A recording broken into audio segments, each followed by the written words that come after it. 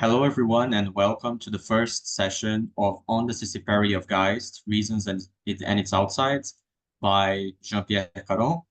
This is a one-credit seminar, and I'm going to first read Jean-Pierre Caron's bio, and then I'm going to give a very quick read of the description, and then right after that, Jean will jump to the topics at hand. While Jean is talking about the topics, at the end of the class, I'm going to ask you to select which texts you want to present. And we go over these logistics right at the end, not to worry about it. And then I'll also mention whether the presentation will be live or not, however Jean prefers to organize it. So I'm going to do the readings right now, very briefly. So J.P. Caron is a philosopher and artist based in Rio de Janeiro, Brazil. His doctoral research developed at the University of Paris 8, Vincent Saint-Denis, and University of São Paulo, worked around the critique of the aesthetic philosophy of John Cage in the context of contemporary ontology of art and philosophy of language.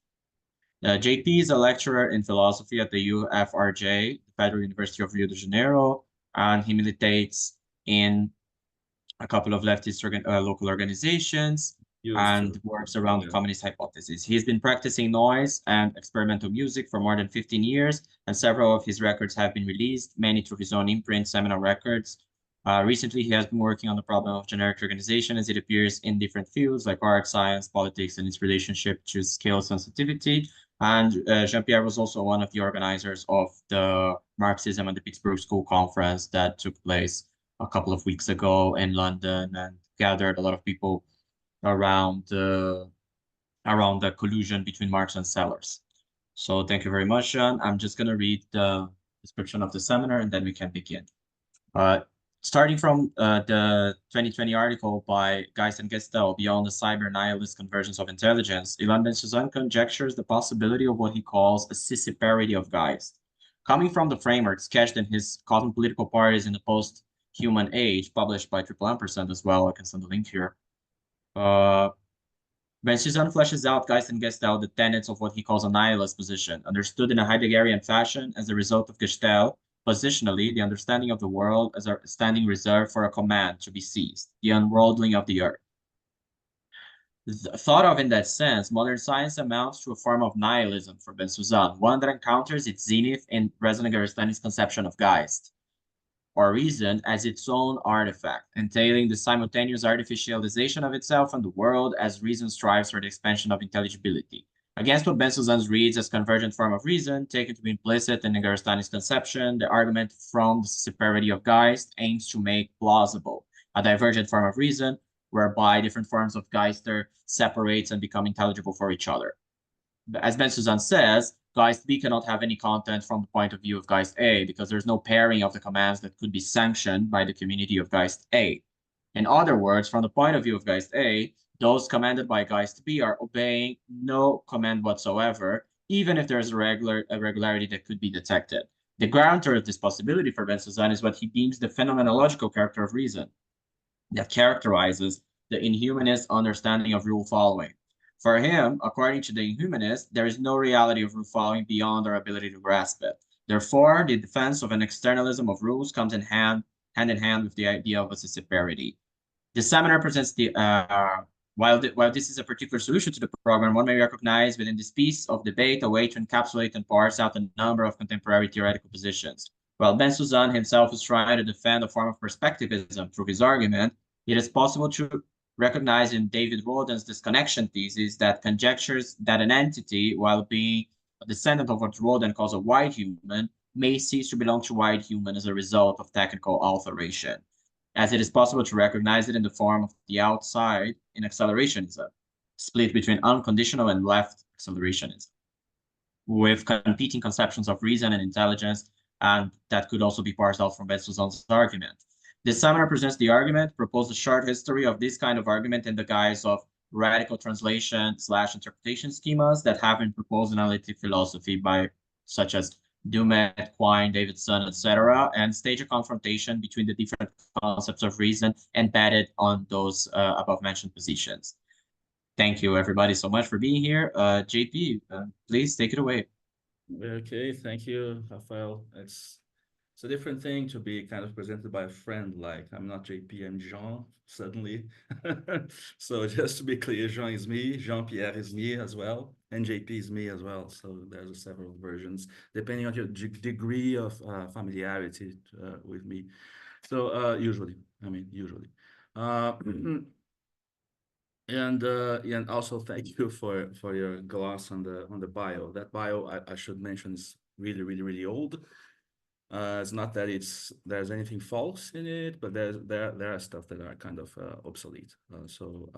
Yeah, that was a good call, and also a good call to mention the Marxism Pittsburgh School kind of the seminar that we held in London, which is kind of quite important thing, a recent thing that wasn't there in the bio.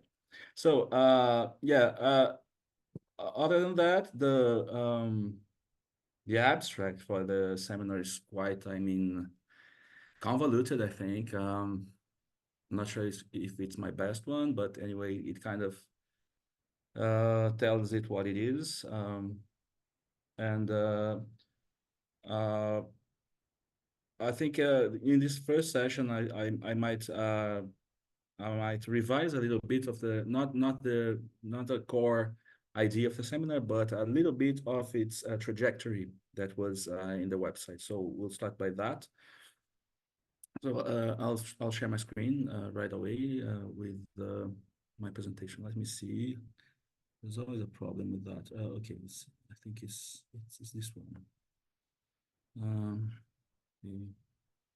yeah, is that it? Yeah. Blah blah blah blah blah. Yeah. Okay. Present some slides.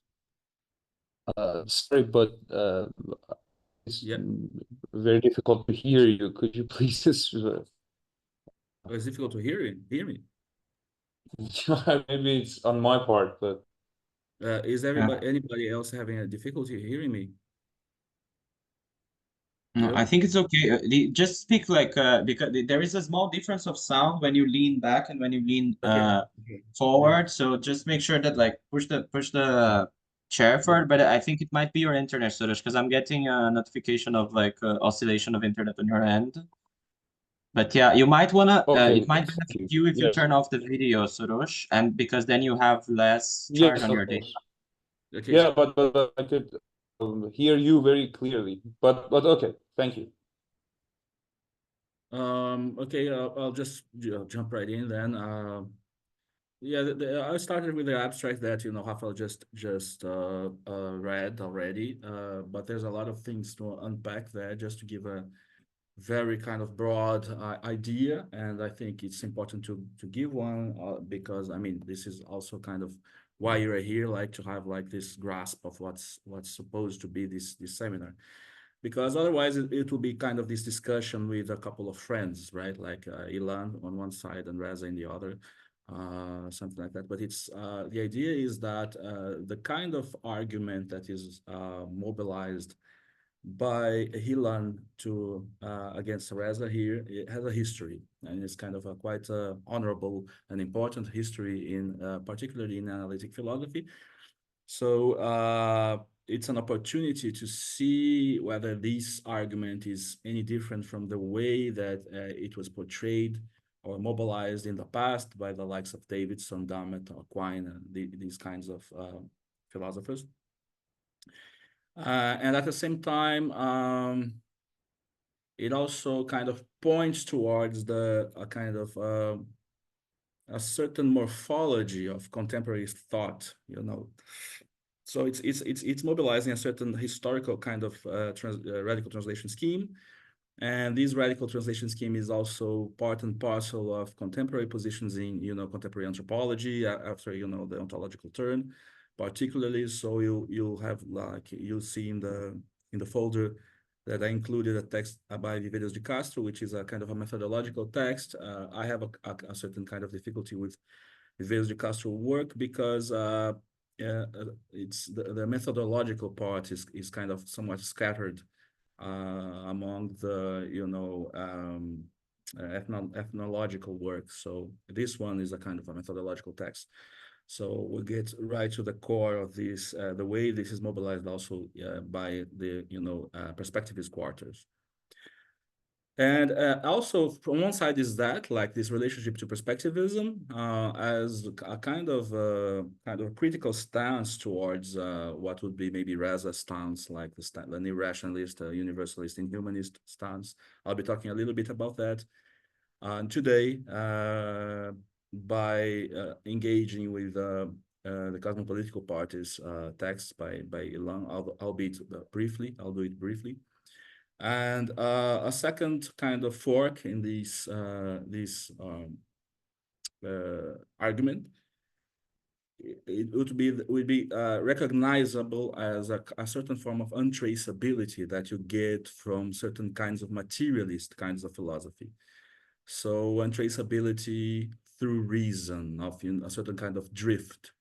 Usually it's a technical drift of sorts, but reason gets too late in a certain sense. So you get like this is like a urform, like an original form of maybe something that you can see in David Roden, of course, like he's the most kind of overt, and I mean, I think specific about this technical drift, which is called, he calls a disconnection thesis. We'll be reading this text on session 3 alongside Reza Negarestani, which will be a kind of an interesting counterpoint.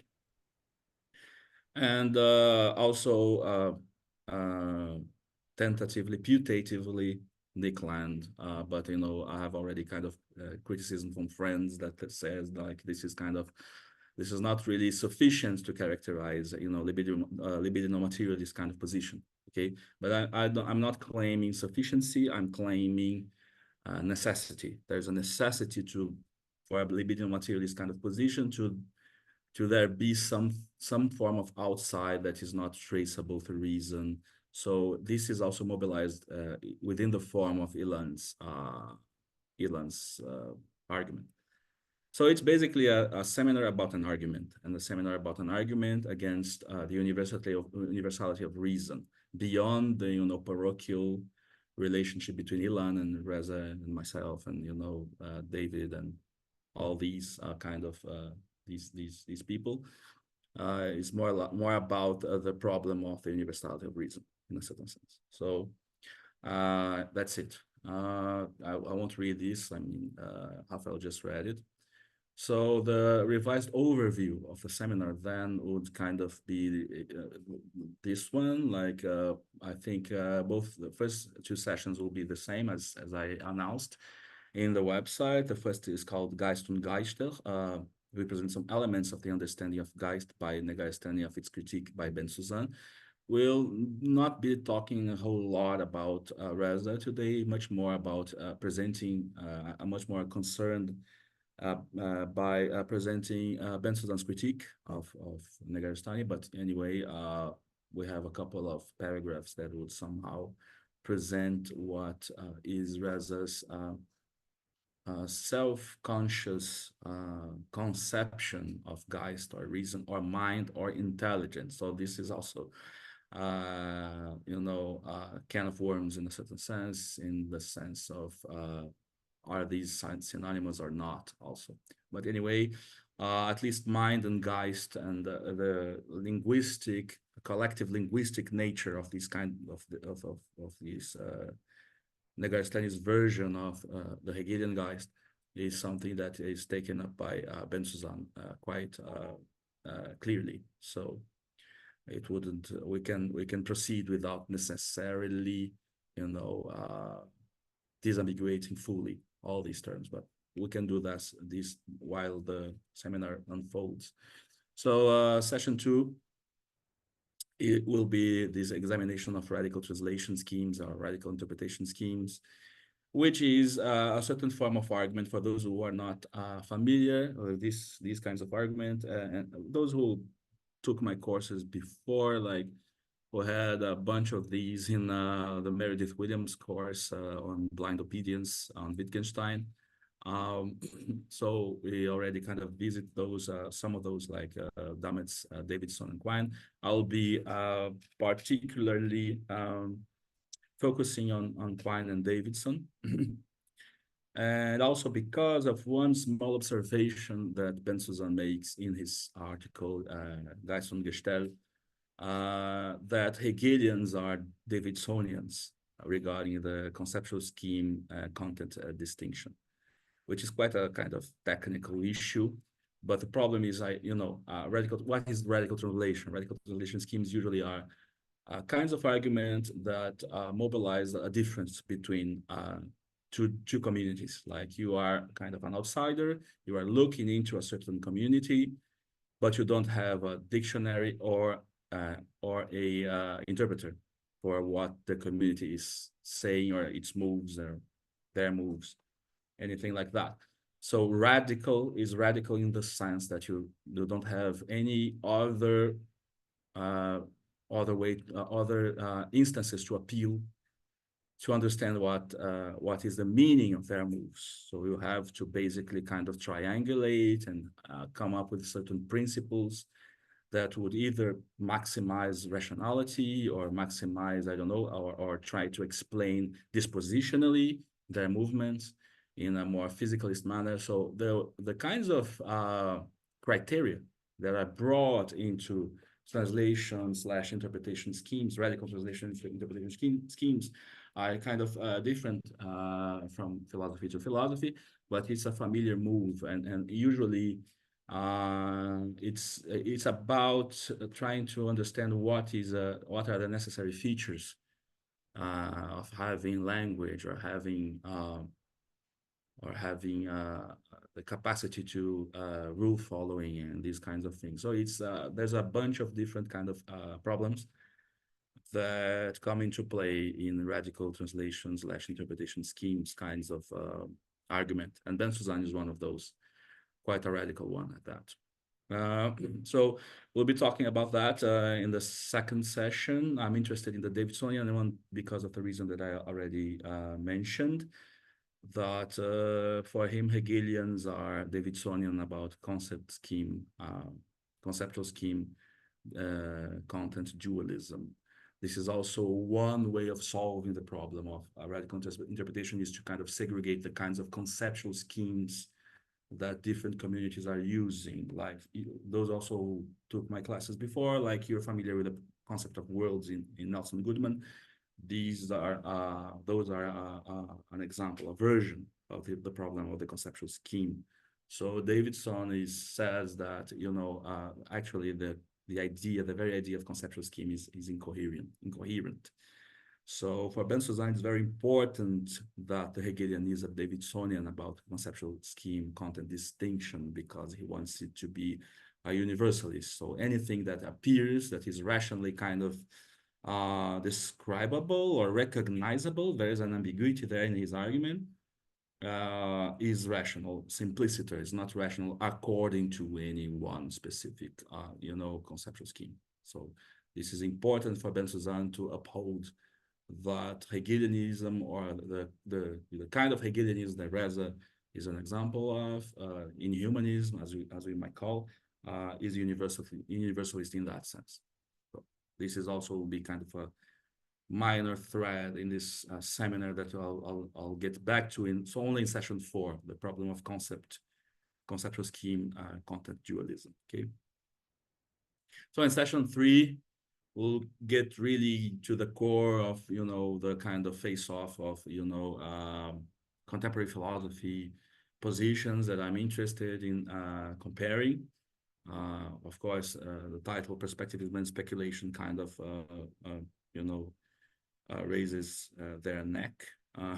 So we bring the discussion back to the present using Bensusan's indexicalist position as an example of perspectivism. So Bensusan wrote this Geist and Ge-Stell and these Cosmopolitical Parties papers a while back, and after that he published this book, Indexicalism.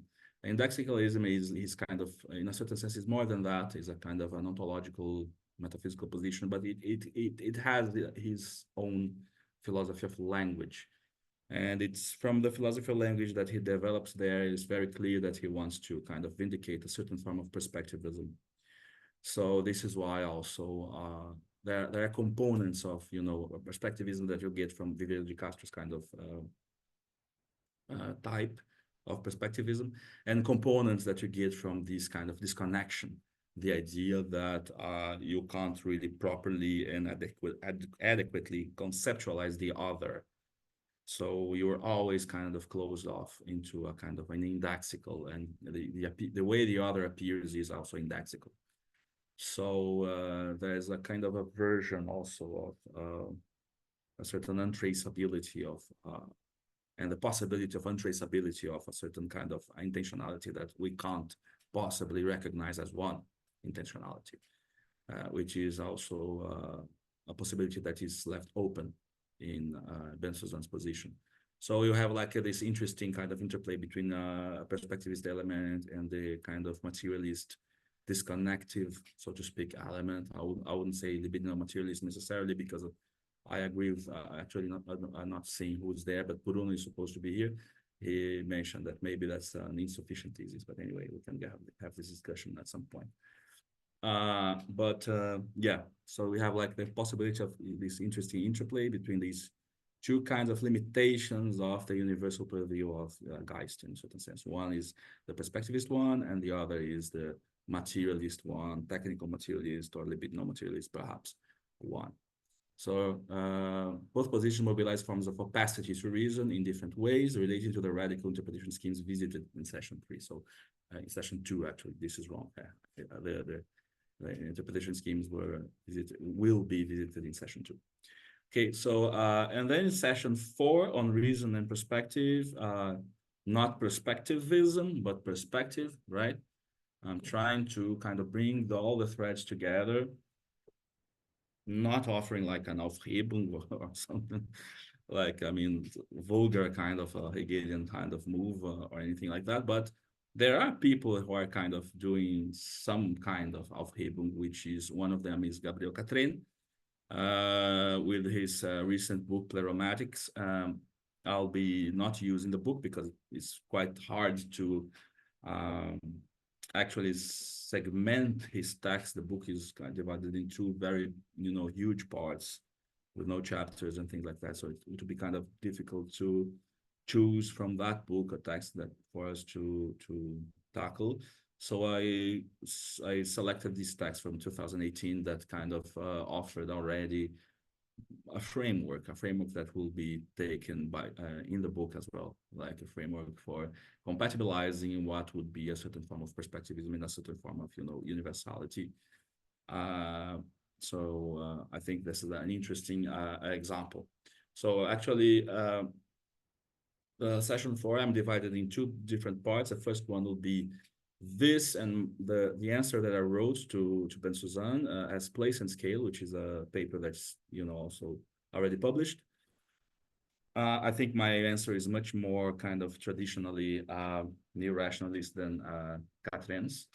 And the second part of session 4 would be you know, a rehearsal, or I mean revisit to something that maybe would look like it's a different problem, but it's not really a different problem. Like it is Rodin's kind of answer to my paper on Henry Flint that I wrote. I think it was 2020 that was out on eFlux.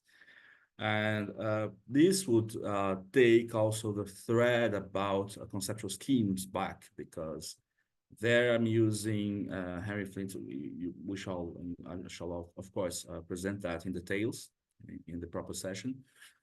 But I use Henry Flint as a kind of way of, you know, unworlding, or, you know, unmaking of worlds, but also world unmaking that ends up, you know, providing the means through further conceptualizing in terms of worlds. So Rodin pushes back against that in his paper, saying that, you know, offering arguments against conceptual scheme and content dualism, of which world making is an example. So, and he does that by also insisting upon a certain form of non-conceptual, non-rational content core of aesthetic experience. So by the end, we'll be discussing a little bit of aesthetics and the rationality of aesthetic form in tandem with the problem of conceptual scheme dualism. Okay, yeah.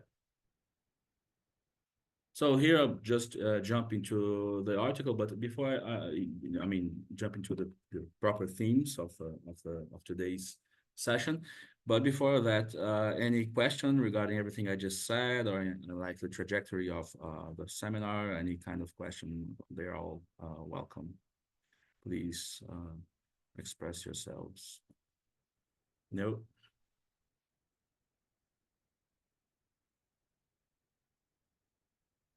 Okay. I'm not watching, I'm not seeing you, so I'm just, you'll have to kind of unmute yourself to ask the question, okay? Just to, yeah, let you know. So then I'll start by saying a little bit about Bensusan's paper, Geist and Ge-Stell, his characterization of Geist and the relationship between Geist and Gestell, of course, which is the title, very title of the thing.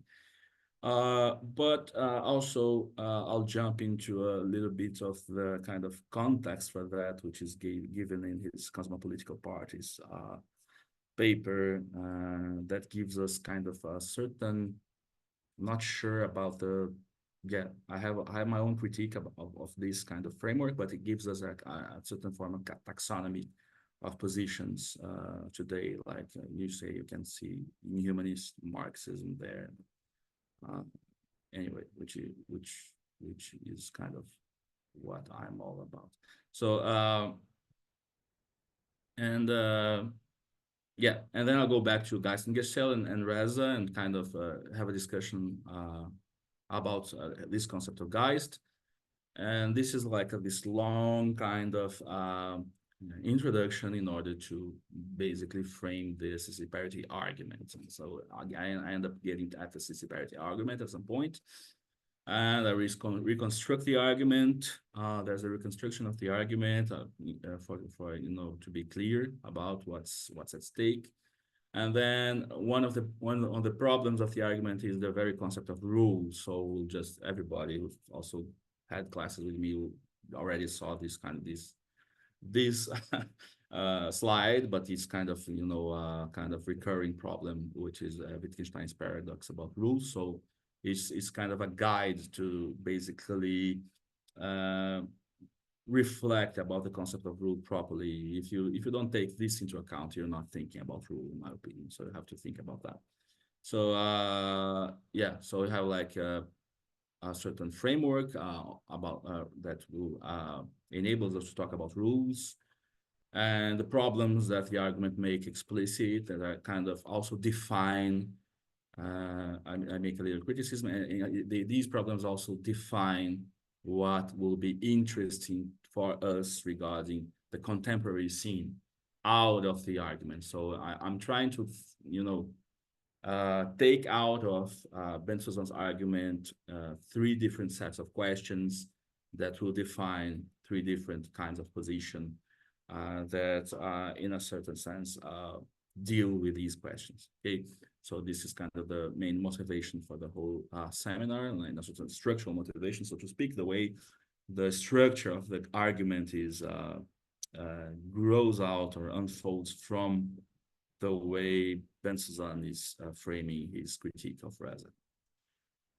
Yeah, and if we have time, like we have like this little something about rules, but chances are we won't have the time for this little thing here, and it will be left for next session. So I'm also already, this is useful for Rafael to know, I'm already kind of suggesting one more text for next session, which is a text by Chauncey Mayer about rules in the Pittsburgh School. So it's also a further kind of problem that will be dealt with in session 2, and which is also a candidate for presentations by the students. Okay, so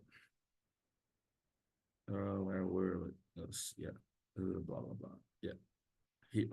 Let me take a look at the time. Okay, so Bensusan's first move, nihilism as a host of Geist. So there's this, it starts from this identification between Geist and nihilism. There are some steps to go retrieve in this identification. And it has to do with the role of science according to the Heideggerian kind of frame, in the way that Bensusan is interpreting Heidegger, of course. So in a certain sense, you can see something like Bensusan's Heidegger against Reza's Hegel in a certain way. Yeah,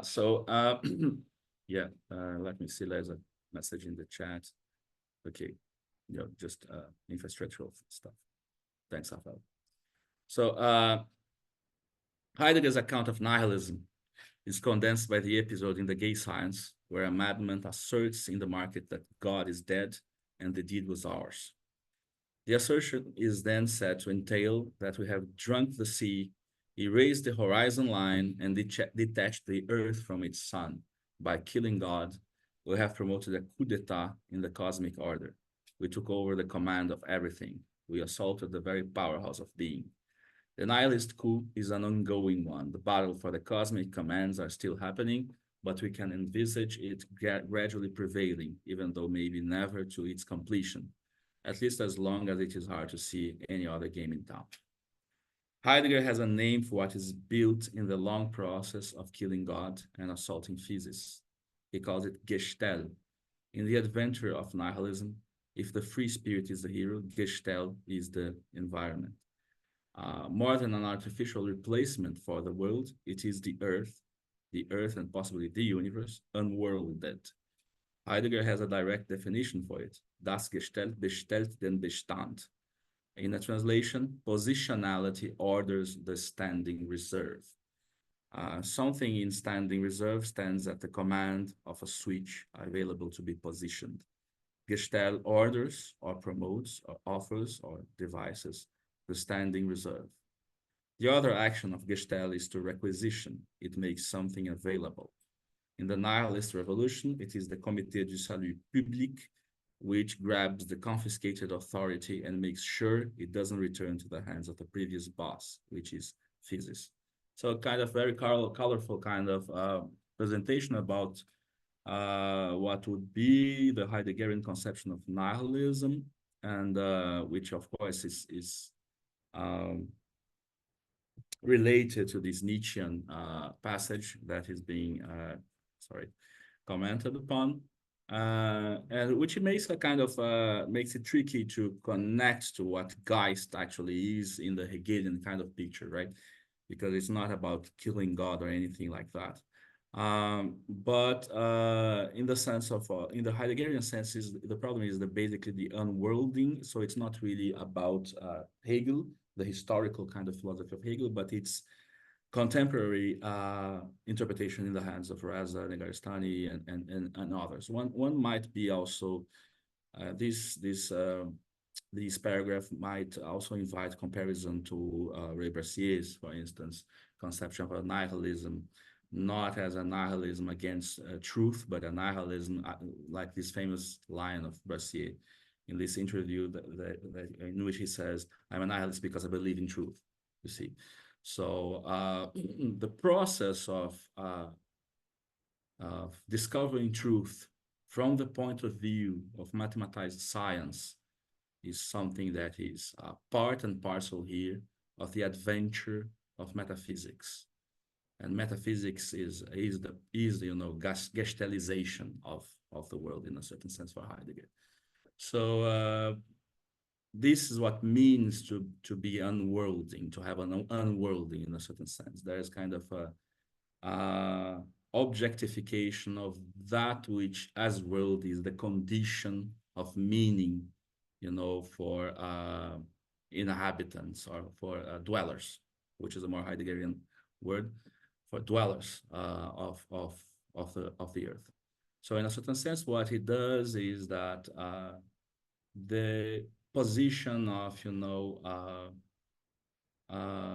implicit meaning that is part and parcel of a world, is challenged by the fact that you are building conceptual frameworks that are explicitly explaining and conceptualizing these background to meaning in a certain sense. So there's this idea, this conception of a certain annihilation of meaning that is part and parcel of metaphysics, both the history of metaphysics and of modern and contemporary science. So this is basically what Bensusan is feeding on in order to articulate this critique of nihilism. So it's a more general critique of nihilism, of which the critique of Geist in the hands, as it appears in the hands of Reza Negarestani, is only a part of more general critique of nihilism in Bensusan's work. Are you hearing me clearly? I mean, there was this little problem with the sound. I just want to make sure everybody's following. Yes? Yes. Okay. So, yeah. Let me change this. Okay. So, regarding this background, that's part of what Bensusan's project is. So he wrote this kind of Cosmopolitical Parties paper. I think it was before Geist and Ge-Stell, but then I think it got translated to English and appeared in triple ampersand after the publication of Geist and Ge-Stell in Cosmos and History, if I'm not mistaken. But it's from the same period in a certain sense. And after which he published the book, Indexicalism, to which I also responded with the place and scale paper. So there is a kind of then an implicit kind of dialogue or fist fight, perhaps, between his position, this critique of metaphysics or critique of nihilism, which is kind of something that we can challenge as well. But I'm not interested in challenging this identification. I'm just interested in understanding the way that how this enables him to pose the question of the Scissiparity of Geist, which is actually what interests me. So we'll just go along with what he's saying, even though I'm not sure that we could first identify nihilism with metaphysics or with knowledge as such, and identify, and also the second axis, which is capital, which is somewhat similar, somewhat close to the nihilism axis. So anyway, I'm kind of jumping ahead of myself. So cosmopolitics in the sense of Bensusan emerges then as a set of typically non-thematized assumptions, typically non-thematized, of course. Those who are in the business of cosmopolitics, they usually try to make it explicit, right? So it's like this overarching kind of not only world historical, but, cosmos historical kind of conceptions that guides action in the age of the human determination of the cosmos. So what justifies cosmopolitics for Bensusan is kind of the contingent or maybe contingent fact of this human determination of the cosmos. The cosmos is not just something that is indifferent to human action, right? So you have like all the, in the indices of that in the climate change and these kind of things, in the sense that we are gathering so much power of determination, so much technical power as to actually determine or start determining the destiny of the cosmos itself in a certain sense. So this is about there's also then a kind of the justification for that is a problem of scale in a certain sense already. So within the scale of human action, cosmopolitics become an important kind of endeavor, an important kind of it's important for Bensusan. There are implicit cosmopolitical commitments to every philosophical position, which it can be read off its continuity or discontinuity regarding, what modernity brought in terms of the human determination of the cosmos, right? This amounts to a lifting of a traditional philosophical idea of a background informing our sense-making practices and practical interventions upon the environment to a cosmic scale justified by the amount of interventive power the human has gathered in our age. So this is the kind of not only the definition of cosmopolitics, but the justification that Bensusan offers of its importance. Bensusan proposes then two different axes along which one can take either a catastrophic or an anastrophic position. The nihilism axis, we were already discussing nihilism here, like the adventure of knowledge in a certain sense, of positionality, the kind of deracination of the background that gives life its meaning in the Heideggerian sense. So, which is from that point of view nihilism, right?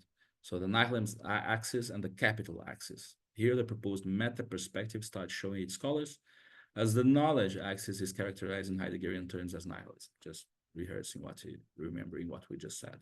Heidegger reads Nietzsche as shaping the idea of nihilism to make explicit a cosmic plot in the saga of metaphysics. The history of nihilism coincides with the history of knowing, which is identified in the Nietzschean Heideggerian framework with Western metaphysics as such. Its distinctive character is the view of the universe as standing reserve for a command to be seized. So, of course, knowledge is also continuous in a certain sense with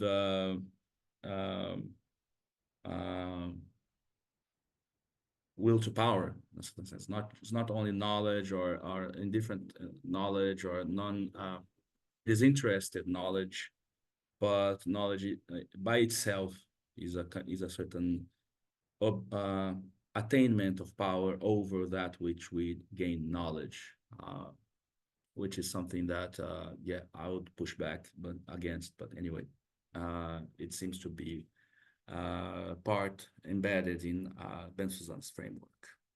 Second axis is the capital axis and assembles both the anastrophic and catastrophic attitudes regarding capital's deterritorializing power. So this is why I was saying that both axes, in a certain sense, they have like a certain. It's unclear whether they aren't in a certain sense redundant, because if the deracination of the background is what characterizes metaphysics or the adventure of nihilism, the deterritorialization is what characterizes capital. So it seems to me that capital and metaphysics are entwined in that sense, if we accept this thesis. So I'm not sure about having two axes so much as having like one kind of arch within a bigger arch, which is the adventure of metaphysics in a certain sense. If you are a Zonratelian, you would kind of reverse, like, and say that the adventure of metaphysics is part of the adventure of capital as well. So anyway, there are different possibilities of making sense of the relationship between the nihilism and the capital axis here. But anyway, the way Bensusan offers his framework is this: like the second axis is the capital axis that has to do with the capital's deterritorializing powers. Capital is here read in the delusory-Guattarian sense, filtered through the lenses of Nick Land as an invention from the future by an artificial intelligence that must assemble itself entirely from its enemy's resources, which is kind of Land being quoted by Bensusan.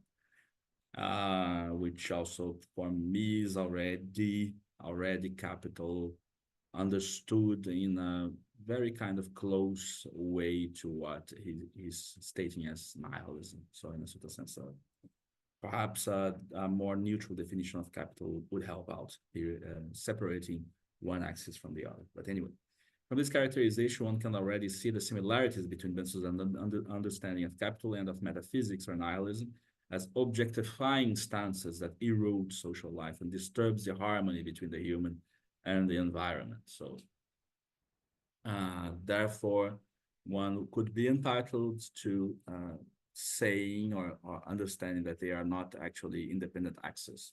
Anyway, So within this matrix, Bensusan is able to position different strands of contemporary thought, combining different permutations of the anastrophic catastrophic axis within the capital nihilism axis, including his own brand of post-nihilist Marxism. Post-nihilist Marxism, which is like, if you read like the very simple diagram, you have the NAP, which is anastrophic position regarding nihilism, and CP, which means catastrophic position regarding nihilism, CAP, which means catastrophic position, anastrophic position regarding capital, and the last one, CCP, the catastrophic position regarding capital. So there's there's a lacuna there, like he didn't, you know, he didn't think of a position that would actually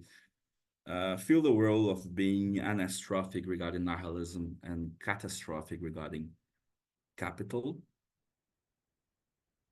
I'm thinking about this right now, sorry. And but you know, his positioning basically, Reza, you know, he mentions in this text, he mentions Fisher, Ray, and myself. He doesn't mention Reza, but anyway, in Geist and Ge-Stell is Reza as in humanist Marxism, like the anastrophic position in both criteria, like in nihilism and capital. His own brand of post-nihilist Marxism is not, to my knowledge, it's still not developed. Indexicalism was supposed to be part of the road towards what he is calling post-nihilist Marxism. It's post-nihilist because, of course, it's a catastrophic position regarding nihilism. And catastrophe for him is not just, you know, accelerating thing to the point of, no, this is an anastrophe for him. So catastrophe for him is just to, you know, make a U-turn somehow.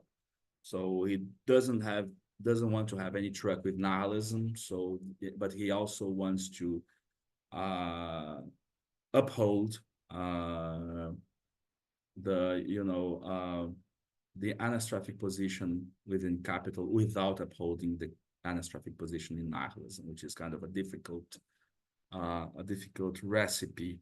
And this recipe appears in the end of Geist and Ge-Stell. Like he's kind of saying that using the libertarian conception of capital has nothing to do with abstraction necessarily, because, you know, production doesn't actually lets itself be, you know, conceptualized in the abstract sense.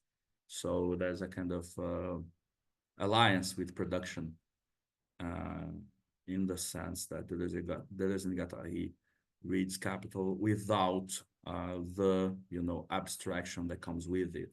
If we are in the, you know, the framework that I'm most familiar with regarding capital and knowledge, for instance, John Hattel or Gianotti, those who know me may know Gianotti. Usually we have like this material basis whereby abstractions are produced through the commodity form and ends up, you know, begetting these forms of thought that are abstractive forms of thought in a certain sense. But my own twist on that is that this does not happen only through, you know, the material condition of thought, but also from thought's own reading of its own conditions in a certain sense. So you have to have already thought, and then you have the contingency of capital as something that accelerates the abstraction that thought is able to perform in a certain sense. So, and this is a little bit different from what we get from Reza, for instance. But anyway, because there's the Marxist kind of the Marxist twist in it. Anyway, but this is a little beside the point. I'm just giving you the context for this discussion, the broader context for this discussion. Okay. So Bensusan's second move, intelligence as Gestell promoting Geist. So Geist is promoting the Gestell, right? So here's again another quote by Bensusan. We are therefore contemporaries to this long cosmic change of command. Intelligence is building itself an environment where commands are available and things are understood, their intelligibility extracted and exposed. Perhaps this is a homeless environment, but in any case, intelligence cannot feel at home in physis. It rather inhabits thesis. Yeah. And so this is that here you can recognize Reza's thesis about intelligence or mind as being what it does, so to speak. So here is the quote, the complete quote in the beginning of Intelligence and Spirit that I think illuminates what's at stake in the more specific criticism that Bensusan makes of mind or Geist as a kind of part of the adventure of nihilism at large. So here's Reza. Mind is only what it does, and that what it does is first and foremost realized by the sociality of agents, which itself is primarily and ontologically constituted by the semantic space of a public language. So this is very important. Mind is only what it does, so which means mind is not a thing, it's not a given thing, it's not stuff, right? And it's realized by the sociality of agents. So you must have like a multiplicity of kind of nodes in that network, so to speak, which is also itself primarily and ontologically constituted by the semantic space of a public language. So the problem of language, again, will be of the essence here. And of the essence is also, this problem is also of the essence for Bensusan. As I mentioned, like in indexicalism, he's kind of proposing a philosophy of language in order to vindicate his anti-nihilist, so to speak, position. I think we might discuss this in session 3.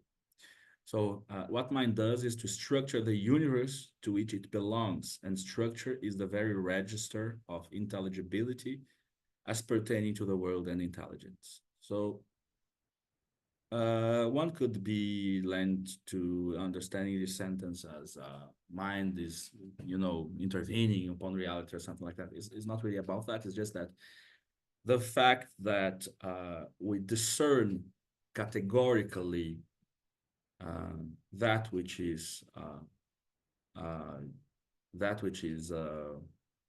part of our environment is already mind's own working for Reza. So what mind does is to structure the universe to which it belongs, and structure is the very register of intelligibility as pertaining to the world and intelligence. So intelligibility has to do with recognizing or assigning structure to the stuff that appears, to that which appears.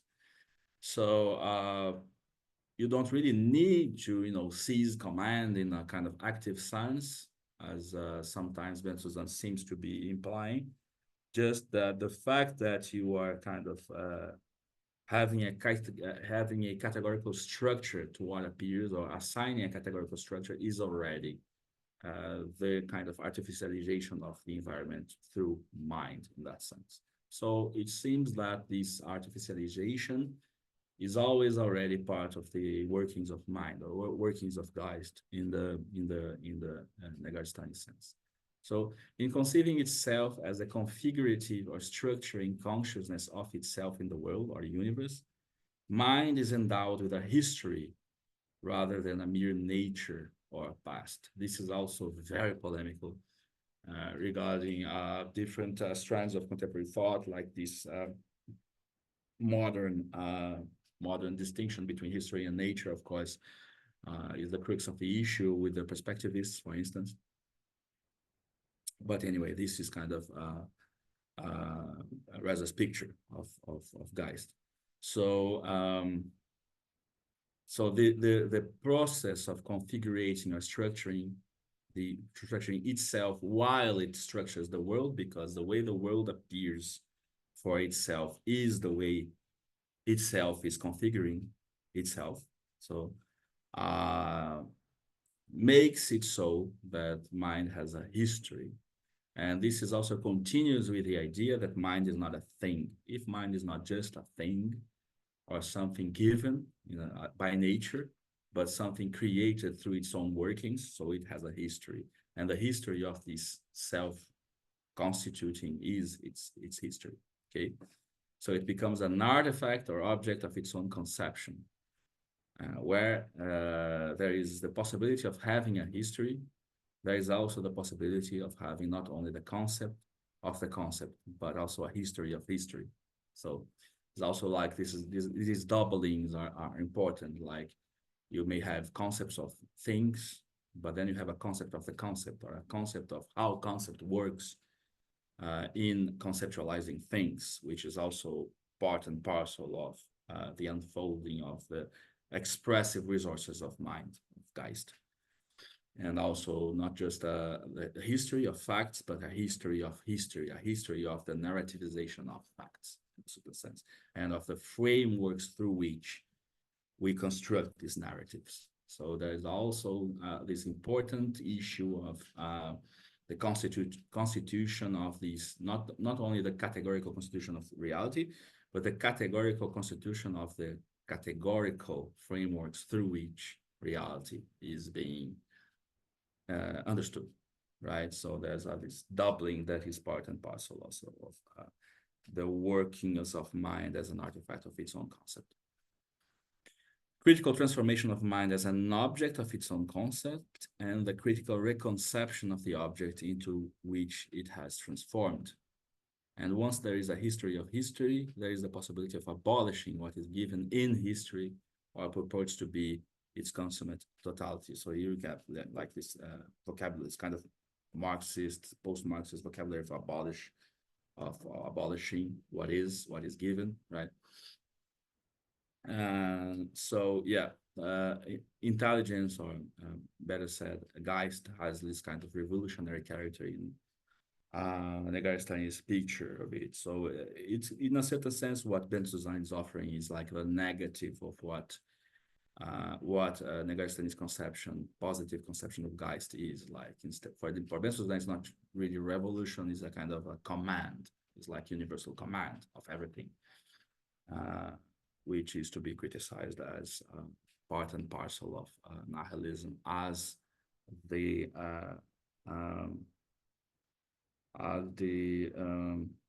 annihilation of the conditions of meaning, because it is also the annihilation of the background of being that makes our lives meaningful. So the fact that you are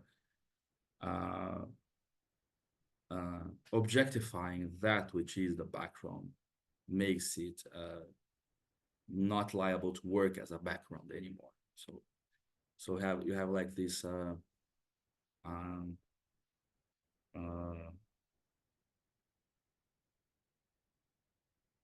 untethering of mind and the conditions by which it first emerges or dwells into a world, and the world becomes a world under the purview of mind or of Geist. So also when I was mentioning the idea of different frameworks, or the idea of the conceptual scheme, contents dualism, it has to do with the fact that a world is not just the world, but a world. So it becomes a world once you are able to objectify and describe the structures through which it becomes a place of dwelling somewhat. But for the Heideggerian, it's not really, dwelling is not possible in that same sense, right? So I'll soon, right now, start to approach the proper kind of argument for the Scissiparity by asking the question whether Geist is one or not. Like may you have like many Geister or one Geist. But before that, I think I should open for questions, because I think there was quite a lot already. So any questions now? Up until now? Or observations, anything is welcome, really. You? We have one from Mari. Go ahead, Mari, you can, yeah. Okay, are you listening to me? Yep. Yeah, Okay. perfect. So I enjoyed reading both texts very much, both from Hilan. And reading them together, something came up for me, and I want to know if you think if it warrants a comparison between his arguments on extracting intelligibility and the characterization he gives on the animism tendency when he's talking about extracting resources. And in a sense, it reminded me like as if Geist-A, I don't know any German. It's okay. But Geist-A. Geist-A. But it was as if Geist-A, as if Anthropocene is maybe an advanced stage of Gestell, or maybe demonstrating the failure of Gestell to universalize itself. Mhm. So this comparison came up between extracting intelligibility and resources, and I think Yeah. maybe Yeah, there's something there. Yeah, no, there is definitely. I think the idea of extracting intelligibility is motivated by the metaphor of extraction. So it's quite striking that it's not evident that you would talk about intelligence or intelligibility as a form of extraction. So this is Hilan's genius there to kind of push this image, which in a certain sense is also kind of a trap if you accept it in a certain sense. You're already kind of, oh, come on, okay, I'm extracting stuff, like I'm extracting resources, you know. But there are kind of, I would say two things to that question. First, there are difference between extracting resources and extracting intelligibility, because, you know, intelligibility is not something that is exhausted by something being conceptualized. So extracting resources is a material that you kind of you know, bump into material limits that don't make themselves manifest in the same way as they make themselves manifest in the case of material resources. So of course, but also one could also still object to that and say that you know, the extraction of resources is somewhat continuous with the extraction of intelligibility, which is a kind of a different argument in a certain sense. So you might say the adventure of metaphysics in the way that Hilan wants to portray necessarily gives rise to the extraction of resources, which also plays into your question quite well.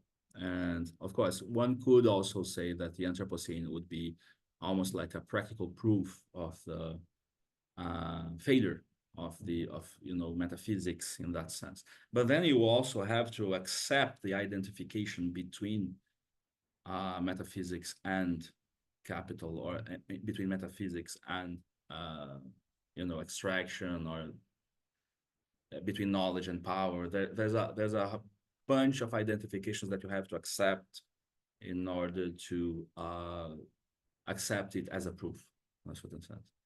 And you can I would say that you can at every move kind of offer a distinction in a certain sense. Of course, I don't object to the fact that there is a human determination of the cosmos, and there are environmental problems and climate change and everything. I don't object to that. I think that's the problem, in fact. But first, the ones who don't accept the identification between knowledge and capital would actually say that capital is irrational. They wouldn't say that capital is rational in that sense. So capital is at the same time rational and irrational, because capital begets a certain form of abstraction without having a self-consciousness about the abstraction that it begets. So there is a kind of there is a kind of automatic behavior that comes with with capital that lends itself or makes itself present as the necessity of the extraction of resources in order to keep the machine running in a certain sense. So and this identification is also one that Hilan, I think, gathers from Heidegger as well, like this very famous Heidegger's identification between, I don't know, mechanized agriculture and the Holocaust, like as if it's the same thing. So I think there's a whole bunch of difference that can be made there. Otherwise, if you end up running these together, your actual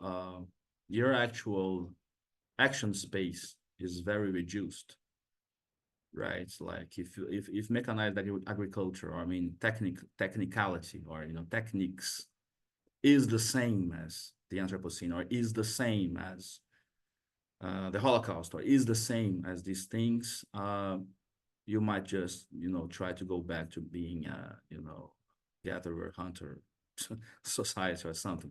So it's your action space is very reduced. I don't really see a way out of that if you just want to impinge the whole of our conceptual rational resources, because there are unsavory products under specific circumstances of these resources. So this would be my answer, not perfect answer, but anyway, my local answer right now to the issue. Did I answer you? Yeah, of course. So I'll keep thinking on it. It's Okay. really interesting. Anybody else wants to comment on that? Has a follow-up question?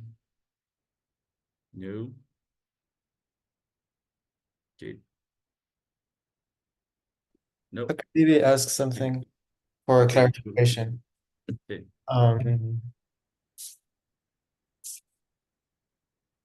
Yeah, I'm wondering because Bensusan seems to take this concept of enframing of the Gestell from Heidegger, who uses specifically within the context of technology. And I'm wondering, how does Bensusan justify extending this notion of enframing to intelligence overall, and as something that can be extended to something before modern technology? Does it have to do with an extended notion of technology as techne, or is this not related to technology necessarily? And what is this relationship between intelligence and technology, or techne?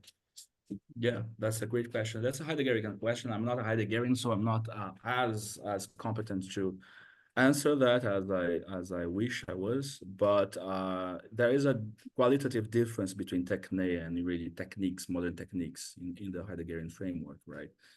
So techne is just more akin to craft in a certain sense, and craft is a form of it is connected to the dwellings of a community within a certain world, a specific world. So there's a difference between that and techniques in its modern sense of abstracting from these dwellings their form or their structure, and giving those a rational account of those, or rationalist account of those in a certain sense.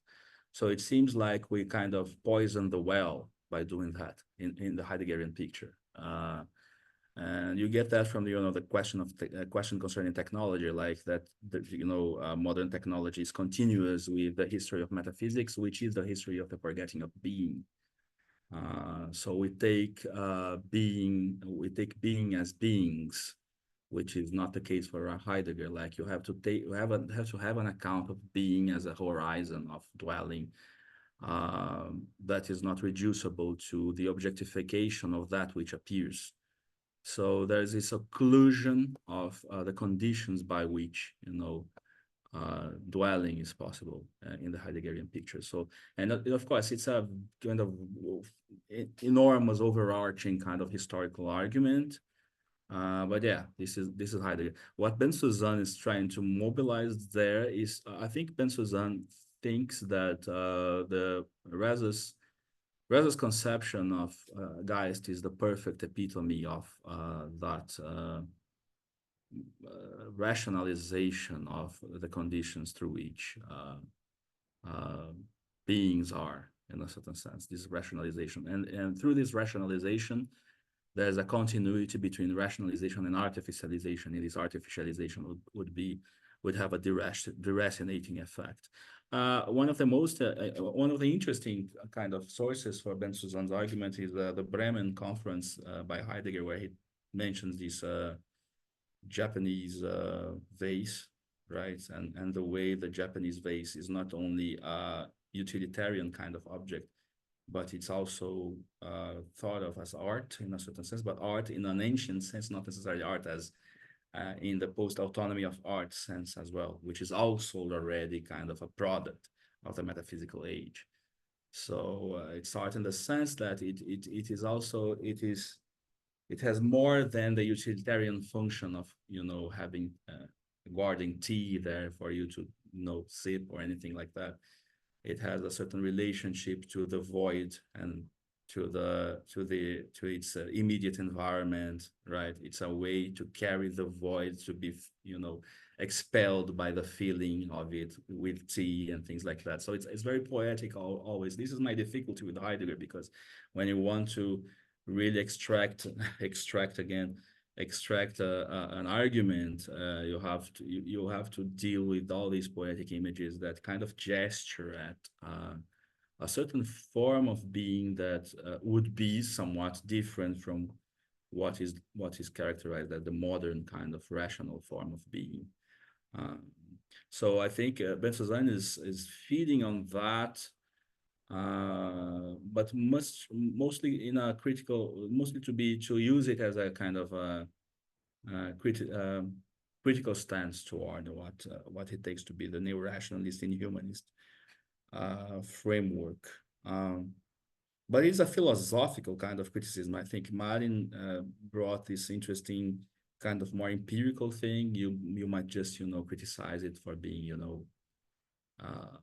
bringing problems in the infrastructural sphere, in the natural sphere, or in the environmental sphere, or something like that. But this is not, maybe that is in the back of Hilan's mind, but it's not really, you know, the crux of the issue. It seems like this is actually giving fuel to the indictment of a whole form of life, and for the defense of a different kind of framework of thought, which is what he wants to offer in a certain sense. Did I answer you, Yuval?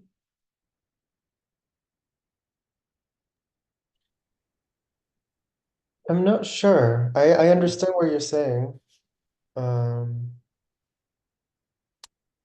So you're saying essentially that he doesn't necessarily concern himself with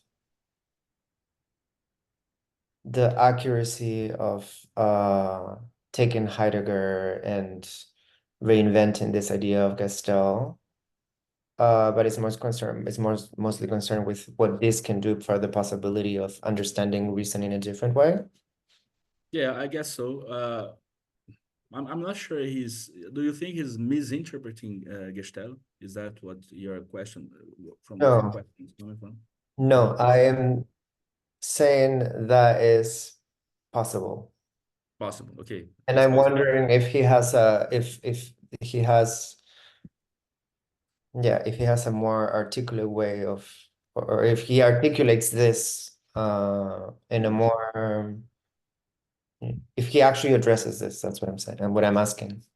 Okay. The possibility. Yeah, I'm not sure. I mean, the you know, very very quick answer would be I'm not sure. I know these two papers where he talks about Heidegger. I don't think he talks that much about Heidegger in Indexicalism, which is like the book length treatment, not of the same exact issues, but I mean, it's kind of the philosophy of language kind of infrastructure to this thing that he wants to build that would avoid the extraction of intelligibility. Like, it's preemptively trying to avoid extraction of intelligibility. The indexicalism kind of philosophy of language that he proposes in the book. Yeah, I'm not sure about Ge-Stell, or if it's just like a local kind of move in order to criticize a concurrent kind of conception of reason, actually. Okay. Thanks. Sorush, is that okay? Yes. Can you hear me? Yes, I can. Yes. It's first of all, it's quite interesting and great what you're doing here. Concerning Heidegger, I guess you see when he in Being and Time, he starts with the problem, the distinction between like maybe three main ideas: Dasein, tools, and the world. Yeah. So and then there is the idea, the figure of the Das Man. So this means that maybe this is how I get it. That we have a world which is like the condition of the possibility for tools, and then we have tools, and then we have other Daseins. So what happens is nihilism for Heidegger, I guess, is when these boundaries are blurred, and then you have something which is in the world being mixed with or being mistaken for the world, which is the condition of the possibility of that thing. So, and this means that little by little, later Heidegger goes on to say that it is because of it's as if during his in Being and Time, he hasn't thought of this yet, but later Heidegger thinks that technology or Gestell has the power to turn the whole world into kind of an object or a tool, which was before that, it was like in a transcendental sense the condition of the possibility for those tools. So this is there is a boundary that is being passed, which was not predictable before Gestell comes to this form of like intensified, turning the whole world into Bestand, which is, I guess, yes, it's a source of energy. So I guess maybe we can turn this into like a positive idea. So okay, this is what's happening, but this is not like as Brescia says, like nihilism is not something to be worried about. It's like a conceptual possibility. So I guess maybe this is how via Hegel we could do something to like turn Heidegger upside down. This is what comes to mind. Sorry if it was inconsistent. Thank you. No, it's not that it's inconsistent. It's just that it's very speculative. So I'm glad you're putting out there your what you have in mind for perhaps your projects. But this is kind of, for me, it's kind of speculative. It's kind of hard to comment on that because I think there are missing parts for me. I'll have to know more about what you're saying. But what is yeah, I think it's correct. I mean, your assessment of kind of what happens in early to late Heidegger, in the sense the world is the condition for the totality of connection of sense, in a certain sense, and the totality of connection of sense is that which tools are beholden to this totality of connection of sense. And of course, you can also remember the very famous distinction between Zuhandenheit and Vorhandenheit as a certain form of objectification that comes through the breaking of the tool, in a certain sense. So if the tool has a role within the world that is presupposed, this is a good image, very famous one. So I'm not creative in my Heidegger because I'm not that much of a Heideggerian, I'm sorry. But anyway, it's a kind of a good image of something that is present because it participates in the environment of a world. It's part of the background of meaning, to use tools and things like that. Once the tool is broken, you are forced into objectifying it in a certain sense because there's a rupture in the fabric of sense that connects the world in a certain sense. So I mean, the kind of the Heideggerian picture that I think comes into focus with Gestalt. It has to do with that, but it's a kind of a generalization. I think you're correct about that. It's a generalization of that effect, so to speak, but not one that comes through the breaking of any tools, but through the sheer kind of attitude one must have toward objects in the world. And the fact is that Bensusan is locating kind of this attitude in the figure of nihilism that he assigns to. I won't say that Reza upholds, because Reza does not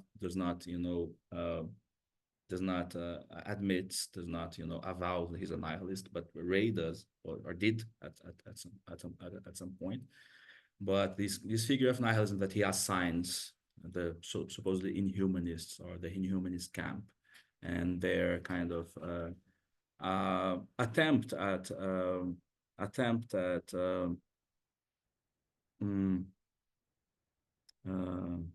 there's a word missing here. I don't know. I don't know, mobilizing reason in a certain way. It's not mobilizing that I was searching, but anyway, sometimes, some other time it will come back to me. Thank you, Soroush. Ellie? Okay, so I was really interested in the reading of cosmopolitics as the problem of scale. Mm-hmm. And I was thinking a bit about there's the transition between, I think it's like quantity and quality. And so in analogy, there's a kind of sort of extensive objectification of Ge-Stell as a kind of environment for actors, versus a kind of intensive accumulation of technical capacity. Mm-hmm. That's motivating it, but like it doesn't seem to, the connection doesn't seem, it doesn't conspire towards a whole. I don't think, like, there's not like a mediating totality anywhere there.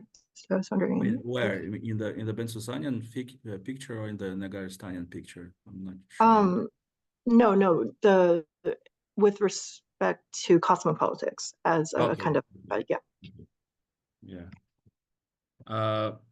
But what do you mean, like total? I mean, what was the term? Mediating totality, or mediation, total mediation? What was your term? Sorry.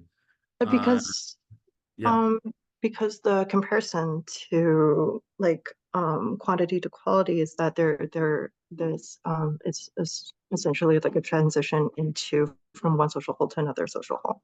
So in the beginning, Mhm. there's the initial appearance of the alienating capacity, whatever that happens to be, and in the beginning is quantity. It doesn't it's restricted to specific locales of appearance, and at some point it conspires to a kind of organizing totality, at which point it turns into quality. And there is a kind of You mean in Hegel? in Hegel, or Okay. Marx. Yeah. I think it's actually from Yeah, it's from quality to quantity, then to measure. yeah. Yes. Yeah, quality comes first because it's kind of the possibility of identify anything. It's something. It's necessary to have quality Right. as a thingness, a thusness, right? Right. And then quantity comes after, because I mean the transition is quite complex. I won't really rehearse the transition here, because it's not part of the but it's quite complex. And then measure, which is a unity between quantity and quality, which means there are different questions that you are able to articulate. Like in quality, you articulate what is thus, right? What is its thusness? And in quantity, you articulate how much, how big or how small. And in measure, you articulate how much of thusness there is, which is the form of measure. I really love Hegel, sorry. But sorry, I was kind of freestyling here. But what was the question about the the cosmopolitics? I mean, Oh, well, because I feel like it has the same sort of like worlding, or I mean like the Yeah. word that I've been using lately is subsumptive. Like it has the same kind of subsumptive or worlding efficacy of the other transition, the Hegelian one. But there isn't, but instead of there being, you go from you proceed from particularity to quality to measure or environment, you have a kind of sort of like rubbed, or not ruptured, just like autonomous, maybe an autonomous accumulation of technical capacity that sort of like exteriorically conspires to a different kind of objectification. Yeah, I see. You're kind of pitting Hegel against Heidegger in a certain sense and trying to read off what would be worldling in the Hegelian sense or something like that, right? I mean, is that it in a certain sense? I mean, it's part of your argument, it seems. But I'm not sure, like, in the Heideggerian picture is as disconnected in a certain sense. I think what if you want to read Heidegger in Hegelian terms, you would have to say something to the extent that you are in the world of full meaning, and full meaning entails both quantity and quality and measure and everything. While if you want to turn explicit those elements of what appears in a certain sense is already to objectify them. This is kind of, for me, the weakness of the Heideggerian picture, the fact that it seems in order for you to be in that fullness of a world, you'd have to, and I think Bensusan really shows this to be the case. If you want to read Bensusan as a Heideggerian, you have to relinquish your conceptual capacities in a certain sense. So this is quite grave and serious, I would say. But we can discuss this much more in the third session, because we'll talk a little bit about indexicalism, where I think it's actually the project in a certain sense to kind of limit the ability to conceptualize and to objectify in order to, I don't know, keep the indexical nature of a certain form of rootedness in one's own perspective, so to speak. I'm not sure I answered, because it's a quite complex question, Ellie. Thank you. Do you want to comment? Do you have? No? Okay. Well, I shall continue then. Blah, blah, blah. Where is it? Did I lose it? No, it's here. So, approaching the Scissiparity. So, is Geist one? What's that? Yeah, okay. Okay, is Geist one? So, the force of nihilism as the force of Geist is convergent. Intelligence is engaged in archiving the intelligibility of things outside them. The convergence is that of the standing reserve. Commands are made available, and nothing else arises from them apart from their availability. The will to power made up for grabs. Ge-Stell is not a force to be reckoned by other cosmopolitical agents. Nihilism espouses the credo that it will inherit the world. Ge-Stell does not generate more than one force. Once things are orderable from outside, they are all equally available to be under command. What is in standing reserve is available, and therefore it could all be seized by all or any free spirit. So what is gesturing at here is the fact that Geist is starting to make sense of the idea that Geist is one thing. There is one thing that is Geist, and Ge-Stell is part and parcel of Geist. So this process whereby everything is orderable, as it says, is itself what what Geist would amount to, what Gestell actually as a figure of Geist would amount to. For him, it seems it's not for him. I mean, for his Hegelian, because Bensusan is trying to think what the Hegelian would think, or what the contemporary Hegelian or what the inhumanist would think. So for Bensusan, inhumanist, it seems to be incoherent, the idea of more than one Geist, because Geist is the very adventure of metaphysics throughout history, which has its zenith in Gestell, like in the contemporary figure of Gestell, right?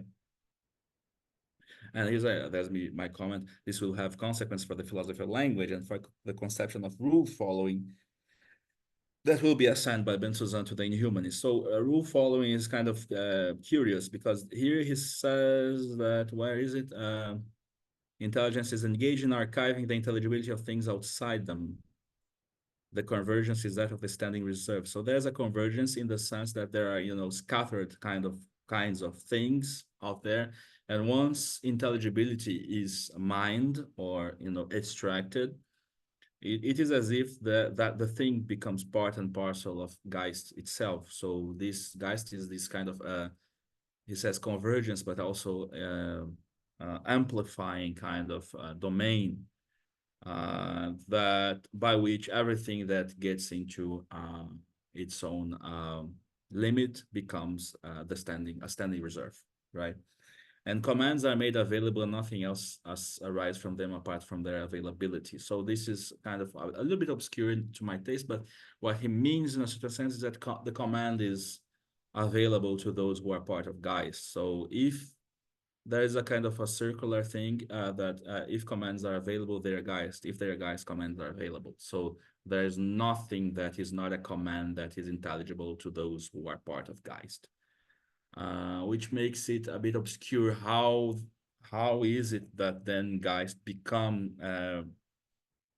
extract the intelligibility of that which supposedly was not Geist?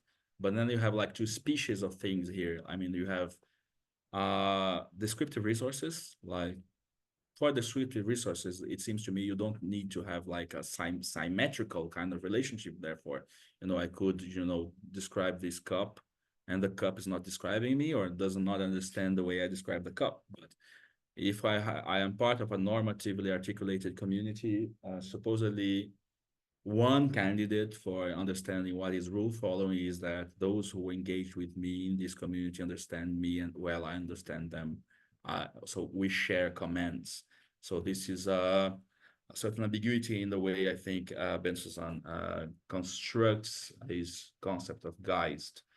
He talks much more about intelligibility than rules, but it seems that rules and intelligibility are kind of connected. So Geist, according to Bensusan, but can we really envisage an application or an engagement of intelligence in anything other than nihilism? Or is nihilism really the realization of intelligence, which is a capacity that can only be realized if the whole world has its intelligibility made available? The problem is that thinking can only think through its path through thinking. So you don't get out of thinking, right? Thinking a way out cannot be done by bootstrapping from outside the realm of thought. So you cannot go from, things that are not thinking and thinking. So this is tricky because, as I was saying, for instance, Reza's conception of Geist would be that mind is what it does. So it is also transforming as it transforms, or transforming as it structures, structuring itself as it structures the environment. So this is like this cluster of actions and logicity in a certain sense. This is mind. And from that point of view, it seems that you have like this kind of logical dimension where that does not touch the real. But in my idea of a certain Marxist rejoinder to that is the fact that actually language is using this is a whole part of a bigger argument that we may revisit in the seminar, but language is using material kind of supports For instance, when you measure something, you are using the contingent kind of size of something to measure something else against it. So actually, it's always embedded in material processes in a certain sense. And the idea here, if you want to have a maximally charitable understanding of what Bensusan wants to say, would be something that, to the extent that thinking, what he said, like, thinking can only think through its path through thinking. Yeah, but thinking can only think through its path through the part, to the part of that which is material, that is lends itself to structure, to thinking. So this is the issue in a certain sense, right? So if structure is that domain that is proper to thinking, and thinking is that which assigns structure to the stuff around, this does not mean that you can't intelligibilize the stuff, but you intelligibilize the stuff through that which is in the stuff that is part of the structure, so to speak. So,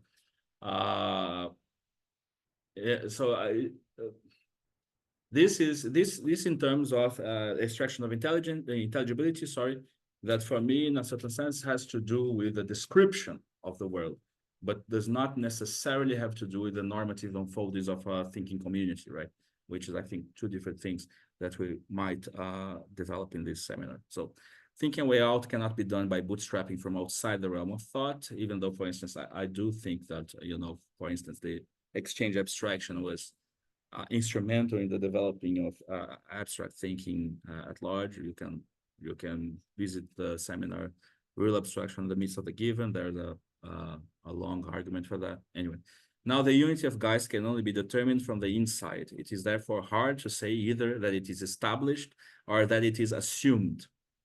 Yes, because you don't have a point of view from outside, according to Bensusan, so you cannot, it's kind of undecidable if it is established in the sense that it comes to be, or if it is assumed as something that you don't have a way to disambiguate that which is itself and that which is other than itself. This is because Geist is at the same time open-ended and closed to itself. It is open-ended because when we share a critical mass of commands, for instance, in the form of a critical mass of beliefs, all the commands that we could possibly understand become available to us, even if we don't follow them, even if we don't assent to any other belief. On the other hand, it is closed to itself because it cannot, by definition, find commands or beliefs or intelligence outside itself. Commands or beliefs, it's telling that here, Geist cannot find commands or beliefs or intelligence outside itself. It's not that it can't find structure, right? Because it's also describing stuff. An exterior intelligence is by definition no intelligence from the point of view of Geist. And an interior intelligence is by the same token whatever Geist does. It is a closed circuit where intelligibility is intelligence in act, and there could be no intelligence that is not intelligible. Yeah, I'm trying to articulate already my criticism of that, but I know it's kind of confusing, but I'll have like a whole page of that. So the Scissiparity argument, finally. Let me take a look on the time. Hey, it's perfect. Geist is a recognition machine that works solely for itself, according to Hilan. Imagine Geist in Scissiparity. So Geist is divided. There is now Geist-A and Geist-B. To be sure, they don't see each other. They don't recognize each other as Geist. Yeah, because he's kind of defined Geist as that which is one, that which is share commands. If you stipulate that there are two, yeah, it seems that one wouldn't recognize the other as being Geist. One is not intelligible for the other. If there is no other intelligence in the universe but Geist-A and Geist-B, we would have two incommensurable intelligence, each one incapable of spotting any other intelligence in the world. So it's interesting. What he's trying to do is to say, if we don't have a way to disambiguate between the outside and the inside of spirit, it seems we can't really disambiguate between being one and being closed within itself, but in the midst of many. You see the difference? So we can't really recognize the difference between one and many in terms of Geist because of that. But there is no viewpoint that can appreciate that as each Geist can view no more than its scope and recognize no more than its own intelligibility. I do think this is genius, really. This is why I just, there's made a whole seminar out of that. I do think this is genius. There are kind of spots that I think, for me, I think there are ambiguities to the argument, but it's really interesting. So he continues, there ought to be a public language shared in order for someone to think there is an incommensurate thought. It is impossible to both recognize an incommensurability unless it ceases to be an incommensurability because it can be measured up in the public language. So if I can describe it, it's not incommensurable anymore. So yeah, this I think makes gets Hilan in trouble, I think. An incommensurable framework would be like eating the cake and having it. An exterior thought can only be recognized if it is not external anymore in that sense. It can be like locally external, modally external. I don't know what the topology of the thing is really. But the fact is that if intelligibility has to do with sharing of commands, if I understand the other as being part of Geist, I'm actually unifying Geister. I'm not really kind of recognizing a different Geist, something like that. I'm recognizing it as a species of a genus, which is reason or Geist. In other words, only private contents can be incommensurable. Private contents, I mean individual ones, I think, because he's putting the stress in the necessity of the public language, right? So I'm kind of highlighting this little phrase, this little parenthesis. To this extent, Hegelians are, I believe, fully in agreement with a Davidsonian account of conceptual scheme, because we will be talking about this Davidsonian account next seminar, not next session, next week. And it's a kind of important for understanding, the disagreement here. Perhaps from a third-person point of view, we can envisage Geist-A and Geist-B being incommensurable. Like there are two, and he's trying to construct a point of view whereby you can adjudicate that there are two, because by the standard of the first paragraph here in this slide, you can't, because if you are inside one, either there's only one because you only see one, or you can't see the other because you can only see one. So either way, you can only see one, which does not mean you can adjudicate truthfully that there is one only, right? Which keeps open the possibility of having many Geister, which is also part of the animist point of view that Hilan wants to push, right? And the perspectivist one. So it's kind of really interesting from that point of view. Perhaps from a third then he's trying to construct this point of view, like maybe there's a third Geist that can see A and B, although B and A cannot see C, or he says it's Geist 3, not C, anyway.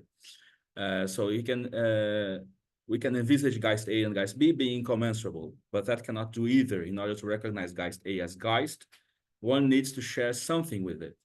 And the same about Geist-B. There is no recognition without sharing, no intelligibility without a common intelligence. Then they are not incommensurable. For this third-person point of view, call it Geist 3. I would call it Geist C because he's using, capital letters, but anyway. But then if Geist 3 can see Geist-A can see Geist 3, and therefore it can see Geist-B. There is no incommensurability, full stop. So even if you construct the third-person point of view, and the third-person point of view sees A and B by the property of symmetry, of sharing commands, like this is kind of what he's smuggling in here, like there's symmetry.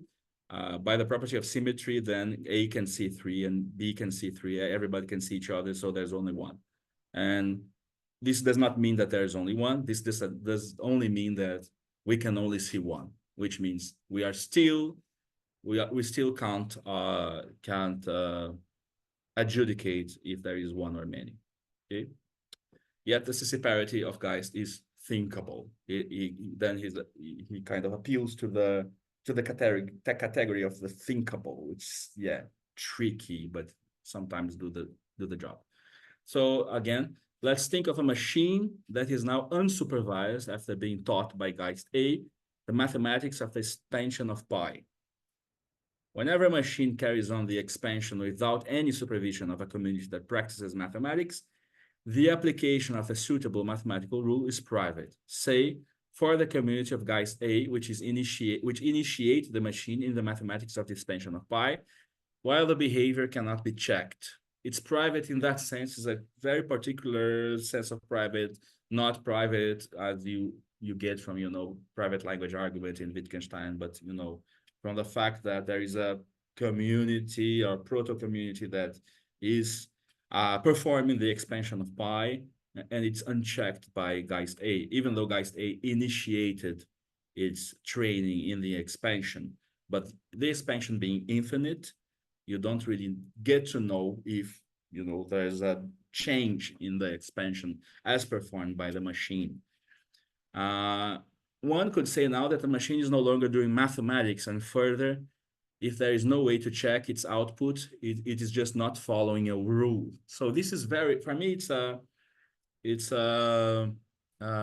too hard a requirement that in order to be following a rule, you must be checked. Empirically, factually checked. We do follow rules. If he's building on Wittgenstein here, we do follow rules alone. We just need to be trained in them. We need to have like a way of adjudicating again. It's the same problem of the latest slide. You have to be able to adjudicate if you are following the rule correctly. For that, you need a community. But then if you are initiated in the practice and you are in a kind of desert island, you may still follow a rule. I don't see why not. You don't really need factual checking by others, which is Kripke's mistake in his way of interpreting Wittgenstein rules and private language. Okay. So I'm leaning towards Bacon and Hacker here, but I also don't agree with Bacon and Hacker regarding the autonomy of grammar. These were the Wittgensteinians in the room. Sorry for the others. Maybe one wants to say at this point that the machine is not doing mathematics A and is not following any rule A because it's not inspected by Geist-A. But suppose now that the machine manages to initiate other devices in its own procedure when expanding pi. These pupil devices are closely supervised by the original machine, which lost supervision from Geist-A. So like he's introducing like the middle step, like Geist-A trains machine A trains pupil machines, but trains it in a way that is not supervised by Geist-A. So there's always the possibility of drift between the rules that were ingrained in the middle machine and the rules that the machine is ingraining in the pupil machines. We are kind of also conceding that machines follow rules, okay? Anyway, these pupil devices are closely supervised by the original machine, which lost supervision from Geist-A, and eventually become part of a community with mutual supervision, only of the pupil devices, okay?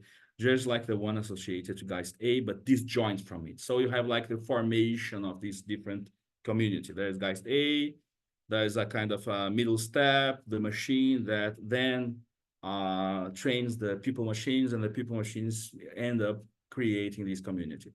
No mathematics A is being done by this new community.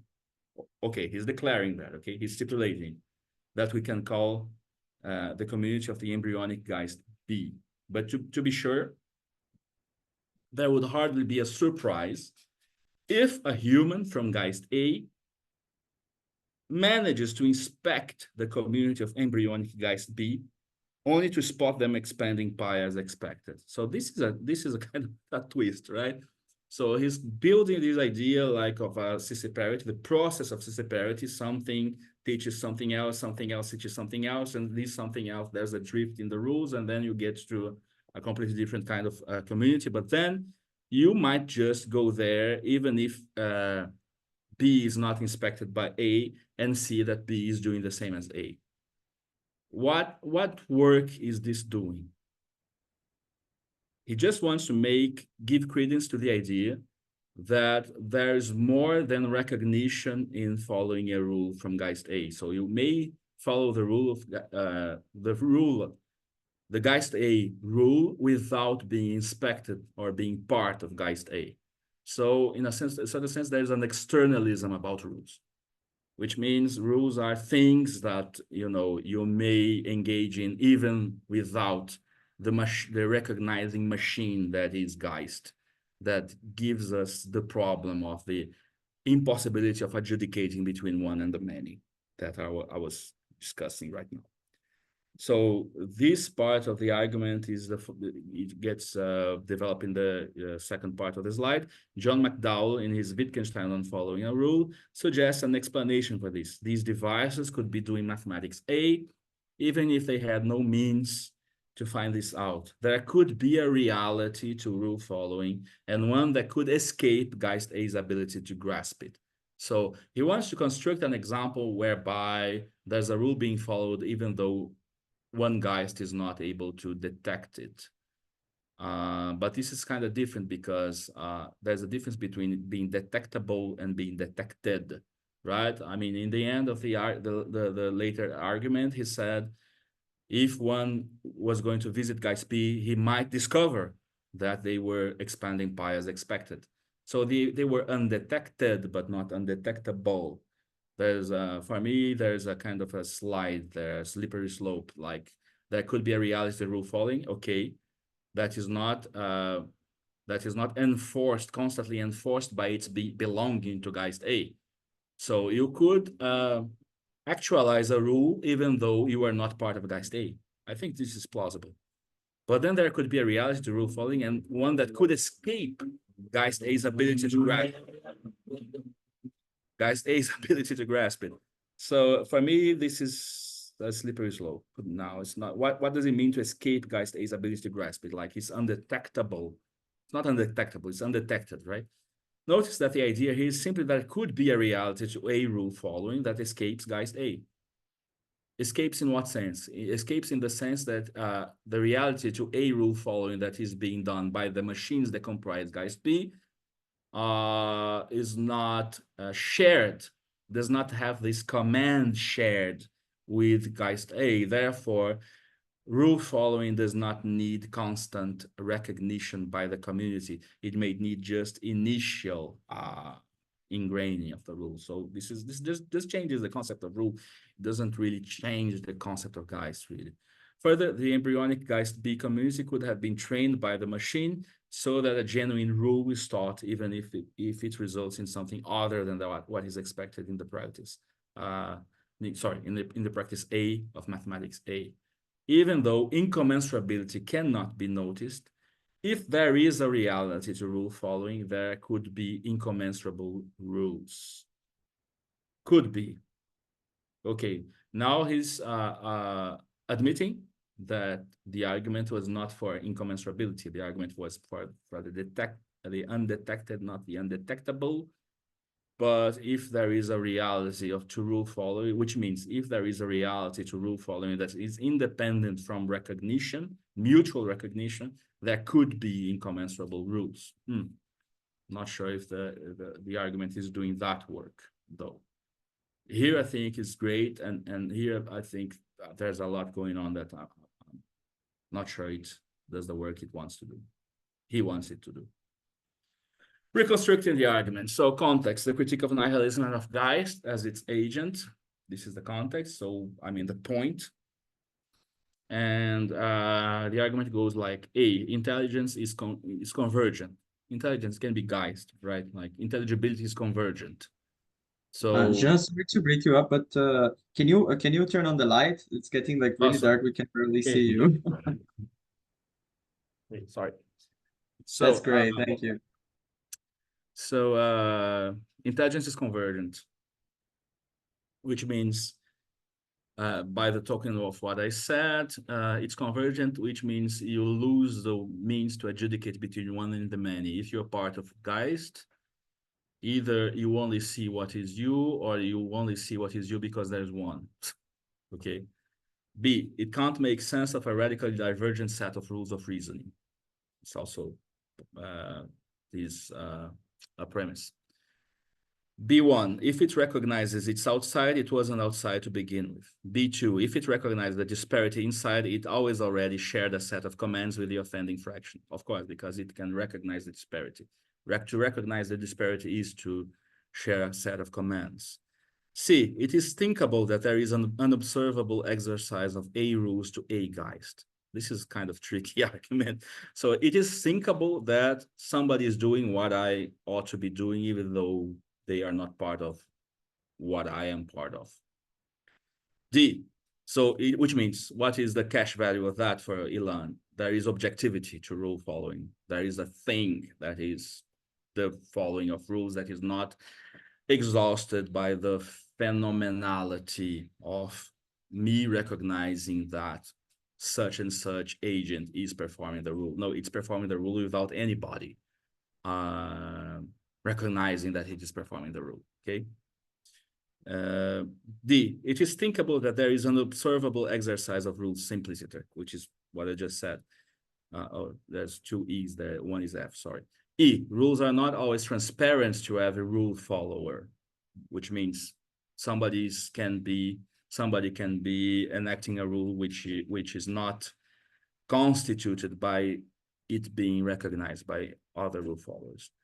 F, Geist is not the only game in town. So if Geist is that, if Geist is convergent, if Geist is all those properties, if Geist is convergent, if Geist only seizes the command that it shares with the thing commanded, right?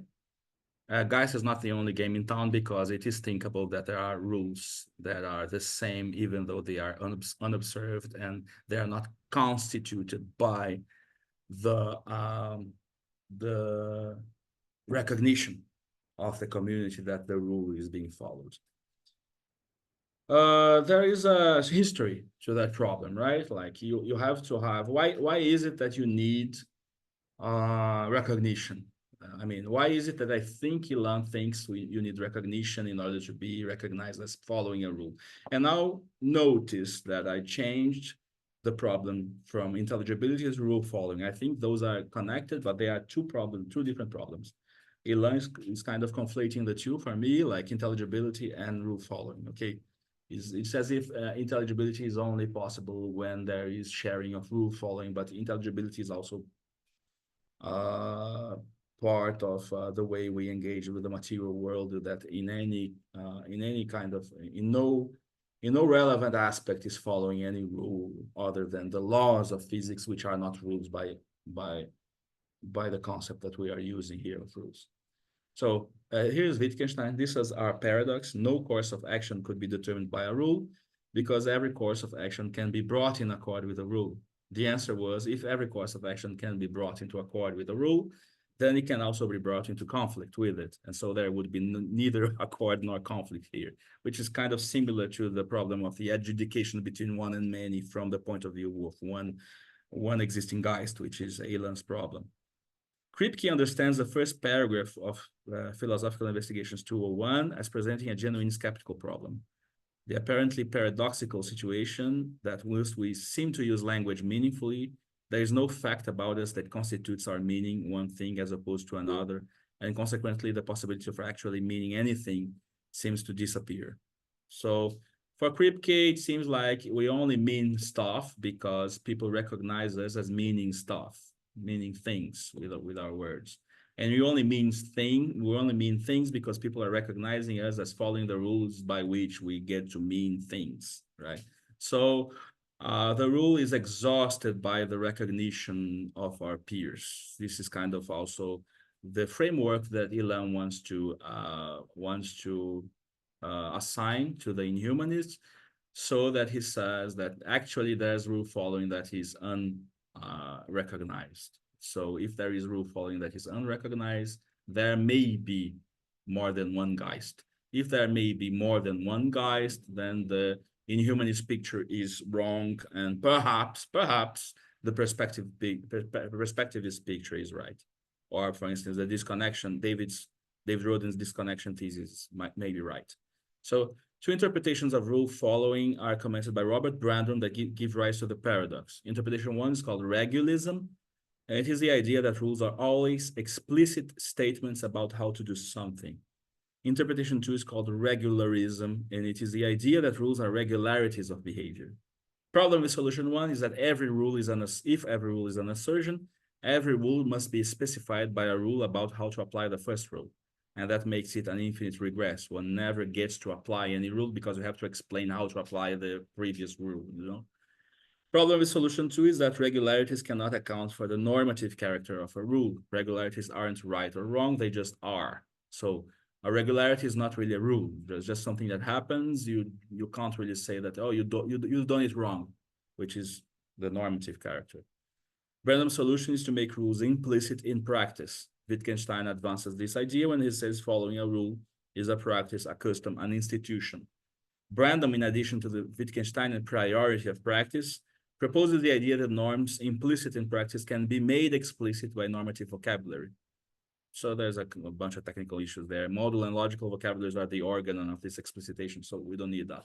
The thing is, you have to have like a concept of practice, of doing things, otherwise you'll fall into a regress of rules, okay? Because if every rule is just the verbal statement of how to do something, you'll need a verbal statement about how to apply the component parts of the verbal state of the first verbal statement. So understand this very literally, okay? And the second one, if it's a regularity, you never get to say that something is right or wrong. You are not able to do anything wrong. It's just a regularity. So this vindicates the idea that for Hilan, what makes something right in terms of a normative space is the assigning of it being right by your peers, which is similar to Kripke's solution. Of course, here things are getting really complex, but I mean, sorry, I'll try to disentangle these throughout the seminar. Okay, so just to finish up, I think, yeah, I'm getting to the end. So I can get a few, hopefully a couple of questions. 3 problems made manifest by the Scissiparity argument. 1, which conception of rules, which we are already discussing? Bensusan seems to assign the Hegelian inhumanists a form of phenomenalism about rules, according to which rules are exhausted by their being recognized by rule-following peers. Against this, he tries to offer a kind of Geist externalism about rules. What I'm calling Geist, not just externalism, but Geist externalism. Like I'm calling it because it's a kind of externalism about rules whereby a rule can be followed and not be recognized by any Geister that we know of, right? Even if it's the same rule as we are following. 2, the function of radical translation schemes. The argument is one further example of radical translation / interpretation schemes, which we'll examine in the next session more thoroughly with the examples of Quine and Davidson. For Bensusan, the Hegelian is a Davidsonian about constant scheme content dualism, which is an interesting kind of idea that I want to explore in the seminar. 3, does externalism entail non-traceability? So the externalism I mean is the externalism about rules, right? So you have like this thing that rules that are undetected are still rules, but undetected mean undetectable, which is, does externalism entail non-traceability? Like externalism can be like can mean the interpretation that somebody is following a rule does not constitute them following the rule. It's only an interpretation. So the following of the rule is external to the interpretation, right? But still, when I get to see it, I can offer a explanation candidate whereby I think such and such is following such rule, which means it does not entail non-traceability in that sense. But does Hilan wants it to entail non-traceability? Sometimes it seems it does, sometimes it seems it doesn't. The argument seems to demand a limit to traceability as a guarantor of the limitation of the Geistish extraction of intelligibility. At the same time, externalism about rules has a somewhat less extreme version of the thesis of the independence between rule and assent, which only asserts the McDowellian version according to which there's a reality to rule following beyond recognition, which is much weaker thesis than untraceability or non-traceability. So preliminary criticism, decoupling the identification of type A rules from Geist-A's assent, Bensusan seems to support an independence of rule and assent, vindicating a form of externalism regarding the rule, which exists independently of condition A, phenomenalism. The argument would support the dissemination and derivation of norms independently of the assent of an initial linguistic community. The criteria for identifying these norms, qua norms, would be independent of the community. This would vindicate the idea of a divergence of reasons and agency, which would justify the project of the critique of nihilism identified by Hilan with the technical scientific convergent operated by Geist. But there is an important set of ambiguities in the argument. One, assimilation of intelligibility and norm. I was mentioning that already. The ability of A to understand phenomenon Y seems to imply that phenomenon Y must share commands with A, which is a recognition relation. It is not evident that this is the case. Example, I can use a piece of iron to classify the environment. If it rusts, it shows dampness. The piece of iron is a prosthetic in Geist. I mean, I understand how he reacts without him understanding it back, without it understanding it back. There is no symmetry or transitivity in the intelligibility relationship. Two, assimilation of norm to regularity. The assumption that some form of assent is not necessary for following norms risks collapsing the norm-regularity distinction, which would entail regularism as we just criticized. Three, assimilation of norms to abstracted maxims to the extent that there is a reality in the norm as norm beyond any assent. There is conversely the risk of falling back into regulism to the extent that a non-epistemic yet causally efficacious status is assumed for the non-shared norm, a norm that is a norm, even if it's not shared, which would be something like a maxim written in a language that no one understands. So it's kind of incoherent. Why is the Scissiparity argument interesting for us? So I remind of the three different things that I said. Like the first problem is the problem of rules. The second is the radical translation. And the third is externalism and untraceability, okay? So one, the problem of rules is interesting as it provides an opportunity to examine and disambiguate different conceptions of rule following, which we'll talk about in the next session. Two, which is, what was it? Radical translation. Is interesting as an opportunity to revisit radical translation schemes, which we will examine in session 2, but also try and examine one of the most important contemporary lines of thought that feeds on RTS, radical translation schemes, namely perspectivism in anthropology, which we'll examine in session 3 with an eye to its underlying conception of rationality, a critique of, modern reason, modern rationality, these kind of things. And 3, which is externalism and untraceability, is interesting as an opportunity to visit the limit imposed on reason by materialists' account of technical drift, such as David Rodin's disconnection thesis, which we shall examine in session 3 and 4, okay? With all of this in our belt, we might be able to have versions of 3 different positions regarding the universality of reason in contemporary philosophy. The universalist, inhumanist, and irrationalist, the perspectivist, and the maybe libidinal materialist. The final session will try to come to grips with this scenario. I think this. Then I would start discussing rules, but I'll leave that to the next session next week. Thank you. Okay. What's the question now? Any questions? We're getting to the end.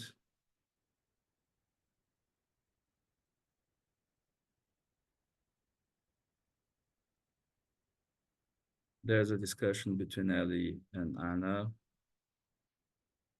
If you want to discuss, open your mic. Maybe it's interesting. I'm not sure if you want to. Yeah. What? Sorry. Okay. You? I know it was a lot. So any question also of understanding, you can voice them. But some of it will be discussed in the next sessions. I just finishing now because I really want us to have like a little time for discussion if we have any questions.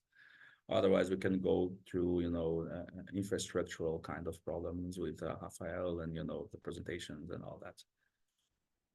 Arnab? Professor, it was a very, can you hear me? Yeah. It was a very dense and intense like session, and it will take some time to sink in. Yeah, I can imagine. Yeah. Sorry. No. Sorry. Thank you for it, actually. But the thing is that I have read some of these before, especially Hegel and Heidegger, but much of it is also new for me. So, Okay. although I have read some of Nick Land also, Okay. the thing is that the question I had was that you grouped the universalists and the inhumanists and the new rationalists as a category, but my question was that where does the accelerationists fit in here, if they at all do? Where? Who? The accelerationists. Accelerationists. Yes, exactly. Yeah, okay. Yeah, they are divided. I mean, of course, I have to justify myself. You're right. I mean, I grouped those three because it kind of in this discussion they are kind of denominations that are interchangeable. Sometimes, Hilan is talking about inhumanism, sometimes new rationalism. And so these are forms of universalism. What they have in common is the fact that they, in a certain sense, they uphold the universality of reason. I should have put this in a slide. There is this very striking quote from Intelligence and Spirit, where Reza is quoting Sellers and saying, nature is full of patterns. There are many, many patterns in nature. But there is one type of pattern, which is the pattern of language that is able to read off any other pattern that is in nature. So this is a kind of really a strong form of universalism about language or about reason. And I uphold that as well. I do think that, language is able to read off things. Of course, anything else, if you have a mapping relation, may read off anything else. But if you have the point of the people that want to uphold that version is that, are they interpreting correctly the sentence if there is a mapping relation? What constitutes a mapping relation? Because there are kind of coincidences between patterns, but if there is, as long as there's no observer that is, actually doing the tracing of one from the other, you don't have really a mapping relation other than just a coincidence. So this is why I do think that you have something like language, even though we might imagine something different, superior, or whatever, completely different, but it has to have certain invariances to count as language in a certain sense. Okay, so I'm grouping those three because I think universalism is actually maybe the proper kind of relevant word here. But we sometimes talk about new rationalism, sometimes we talk about inhumanism as being the same things. So these are kind of the universalists. And then you have like perspectivists that usually they diffract the kinds of reason. They tend to think that you have like one reason there, one different kind of reason here. So this is why there are difference of worlds. This depends a little bit on the kind of perspectivist. But for instance, in Nihilism, Castro is not so much that you have different interpretations of the world, but that you inhabit different worlds. Like Amerindians inhabit a different world from moderns, for instance. The categories are all upside down. Like nature, you have many natures and one culture for them. We have like we moderns. I'm considering myself a modern, even if I'm Brazilian next to them. But anyway, I'm modern. I have we tend to think we have many cultures and one nature. So there's this kind of shifting in categories, and because we inhabit different worlds. So what's at stake in saying that we inhabit different worlds? In a certain sense, it's kind of Geister. You could think of a certain case of many Geister if you want to use what Hilan is developing here. And the third one is materialism. I'm using materialism because I'm kind of wary of using libidinal materialism. I really wanted to gesture at those who would kind of contest the priority of reason or logic or these kind of things in terms of, the priority of flows and libidinal flows and these kind of things, or technical drifts that are uninspected, like David Rodin. I mean, he's the clearest one. Is trying to uphold. I mean, in my opinion. So these are three different positions. So there's a universality of reason, then there's a diffraction of reason, and then there's something that is not reason, that is more important than reason itself, which is the third position. Okay. So accelerationists, your second part of the question. Accelerationists, usually you could also group them in several ways, but you'd say left acceleration is usually in the first category. We are universalists, usually left accelerationists, whereas Landian accelerationists, some people call them right accelerationists. Maybe that's unfair, but anyways, non-left accelerationists are usually the epitome of the third. There is some kind of drift that is the outside of our human image. Therefore, reason is identified with a certain human image, whereas for universalists or inhumanists, reason is not identified by with the human, with the actually existing human, but actually reason is identified with the vector of revision of the human. So there are fundamentally different kind of conceptions of reason. But anyway, you would say like Nick Land, which is kind of, traditional 90s accelerationism, would be in the third position, whereas left acceleration is post 2013 acceleration is, I mean, leftists are usually in the first camp, and second camp usually is completely non-accelerationist. Like perspectivists are fundamentally hostile to, normally, I mean, usually hostile to accelerationism. That would be kind of, and there's other things like, unconditional accelerations. Unconditional accelerations for me is just Nick Land again. And cute accelerationism, it's also maybe Nick Land again with a little bit of, pretty things in it. Not sure. Yeah, but usually you can divide them in these camps. So usually, I mean, the big division is between left accelerationism and unconditional, I'd say. Not to use right accelerations, I would say unconditional accelerations, because there's a debate to be had whether, the position of the Landians is really right wing. Some of them are, but maybe not all of them. So some people would say they are post-leftist, whatever. Anyway. Thank you, Professor. It was like very interesting, this discussion, and I was thinking on a second issue that has its relation with George Bataille's unfinished project of knowledge, of non-knowledge. I'm sorry. Yeah, no knowledge. Yeah. in in in uh, in writing this project, actually, Bataille, uh, his language, he talks.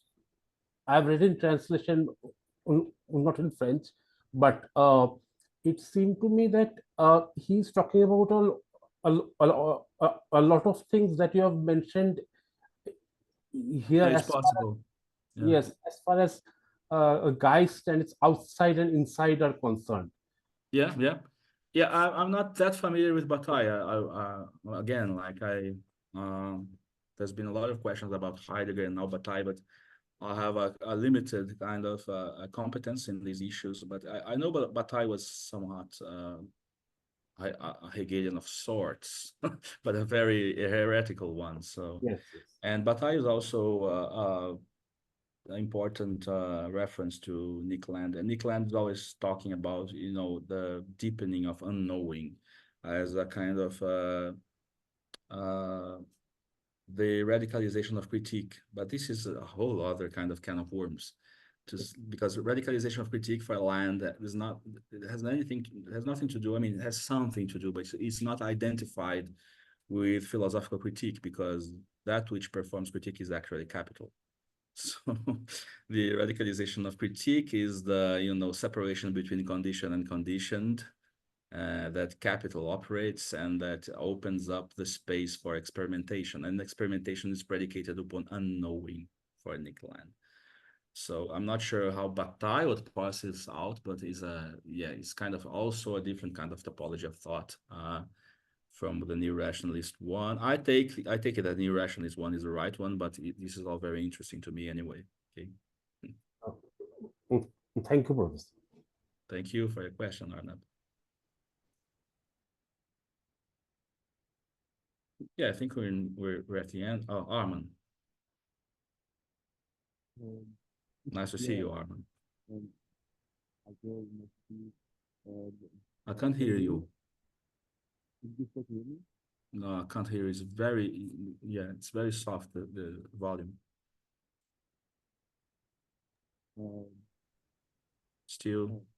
Okay, so forget it. Yeah, it's really soft. I can't really understand what you're saying. Since you are short on time, so forget it. Thank you, forget it. Oh, okay. Well, sorry. Yeah, it's very muffled, Arman. I think. Could you please type? Maybe We you could can. type your question. Yeah, I can read it and then JP can address. But it's very muffled.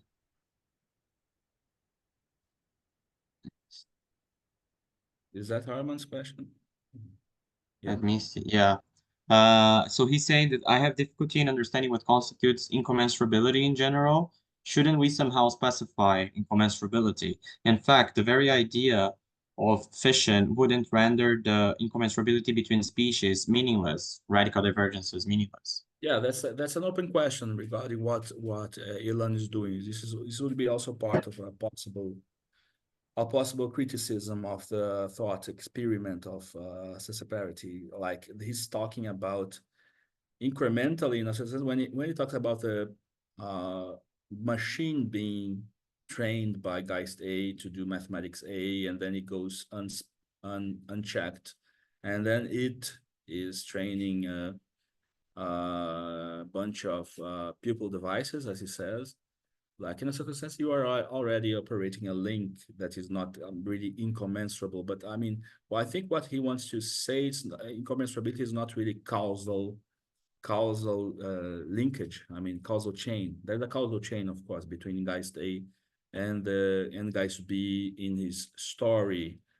But the thing is that it is imaginable, it is thinkable to have like such a drift of between, if you, I mean, multiply the chains, right? It could be so that there's such a drift between A and Z.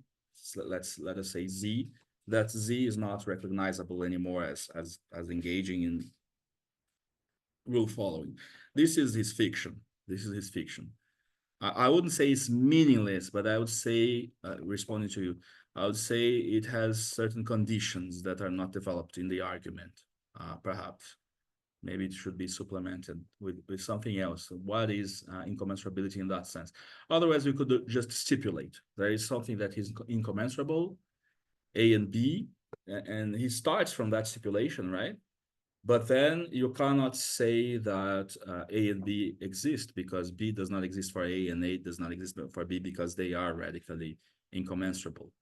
So actually the machine kind of training is a way to render kind of give credence to the idea that there might be different Geister without them being completely incommensurable. You have to have like a causal story linking one to the other, and you have reasons to consider that Geist B or C or Z, whatever, is engaging in rule following, and you get, and he still offers a further twist, which is you go to inspect Geist Z, and Geist Z is doing the same as A. But the thing is, he concludes from that there is something to rule following that is not just the recognition that they are engaging in rule following. So there was rule following that was independent of any kind of recognition from Geist-A. So yeah, so here is not a matter of incommensurability. Quite the contrary, you have to be able to recognize it, but you don't recognize it because you were sharing the command. You recognize it because you observe something, some form of behavior that has a reality of its own, and it's identifiable with your own form of behavior. So it's not incommensurability in the second example anymore. Yeah, no, it's not that it's not part of a series. You, of course, if you are in a series, it's always part of a series, but you can have incremental kind of changes to the point that if somebody that is in the beginning of the series go to see the end of the series, you don't the beginning of the series does not recognize the ending of the series, so to speak, as being part of the same series. Even if the contiguous neighbors, they recognize their neighbors. You see, something like that. Yeah, the alliances, Haraway, Latour, yeah. But the problem with that tendency, for me, they are part of the second one, the perspectivist one. The part of the problem with that is that they start from radical incompatibility instead of thinking whether there is or not radical incompatibility. So if you start from that, of course, you have to account for the way that things get connected to each other, even though you start from the point of view whereby they are disconnected or they are radically different and stuff like that. I'm not sure, for instance, that if my alliance with my cats is an alliance with between such radically different. I mean, of course there are differences, but is it because we are,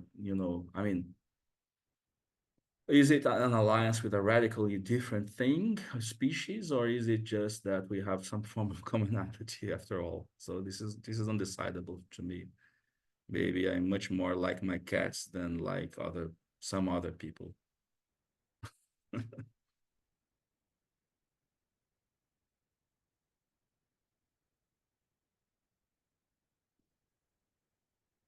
Following the rules of class struggle without knowing would implicate a Geist outside. Yeah, no. This is a great question because you're now talking. You're not in my board. My side of the board, which is kind of patterns and causes and ideology and the whole shebang, because it's not really part of the Geist. I don't think capital is a Geist really. I mean, capital. Our recognition of capital constitutes Geist, constitutes a form of reason. But I think capital was an accident, and capital is a pattern, and we don't necessarily recognize everything we are enacting.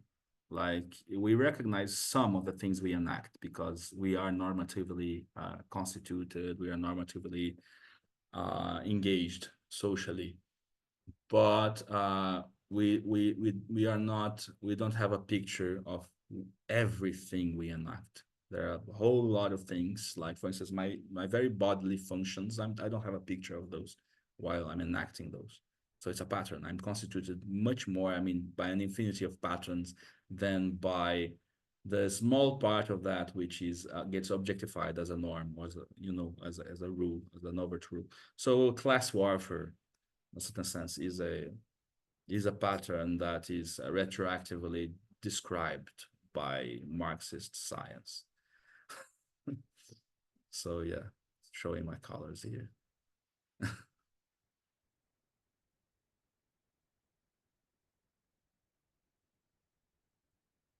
I think that would be it. I think it's about time, right? Yes, I'll just make a very brief note here. I'm gonna send again a link for going to choosing a particular presentation that you want to make. Just one sec. I send it here. So yeah, I send it right here. Let me just, yeah, everybody, hosts and panelists. So on this link, you're gonna be able to see there's, I think only one person has already like picked the presentation, Marin. Thanks, Marin. And so we have on each of the sessions, session 1, 2, 3, and 4, we have at least like three texts for each of them, which are the ones on the syllabus. You are you're not that many, so I suggest that like take always 2 people per text. You don't need to do like three people per text, because otherwise we're gonna have people presenting alone, and the whole point of it is to actually like craft the presentation together with a colleague, and yeah, just have the chance to work together. So yeah, if you have a particular text that you would like to take, just put your name over there. I'm not going to be moderating on the next one, because yeah, I'm just covering for some emergencies here, but I'll let Savi know about your choices and everything. Jean, do you want to make the presentations in class, or do you want them to be pre-recorded?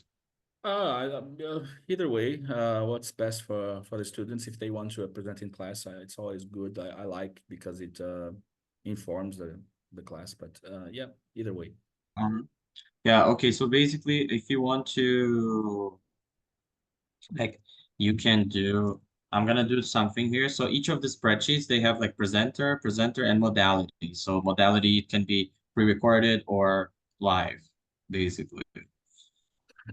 Yeah, you just pick that and let us know, and let the moderator know in advance if you're doing the presentation live, or if you're planning on doing it as a pre-recorded thing. For people that want to present perhaps the text from the first session, that's possible, but obviously it won't be possible to do it live, right? Unless JP wants to like go back to a particular text in an upcoming session. But I think, yeah, and that in the case that you're interested in one text that has been already presented in session 1, you can, yeah, just do just pre-record. But my suggestion, I'm gonna make them like all red here, is focus on the other texts, so that you can actually do just do a good job there with like the texts that are going to come and help on their interpretation. If so leave the session 1 only if you didn't manage to get a placement on session 2, session 3, and session 4. And make sure to specify if you're presenting live or not, right close to the, like, in the third square here that I marked as yeah, I'm just gonna mark it as a pink square. And yeah, so yeah, I think you guys have all. Please make sure to fill this up by no later than next Wednesday, just to make sure that we have viable time to also, like, Savi has viable time to organize the presentations that happen on the second session. Is that cool? Yeah. Okay, yeah. Thanks everybody so much. And yes, we're gonna close the recording now.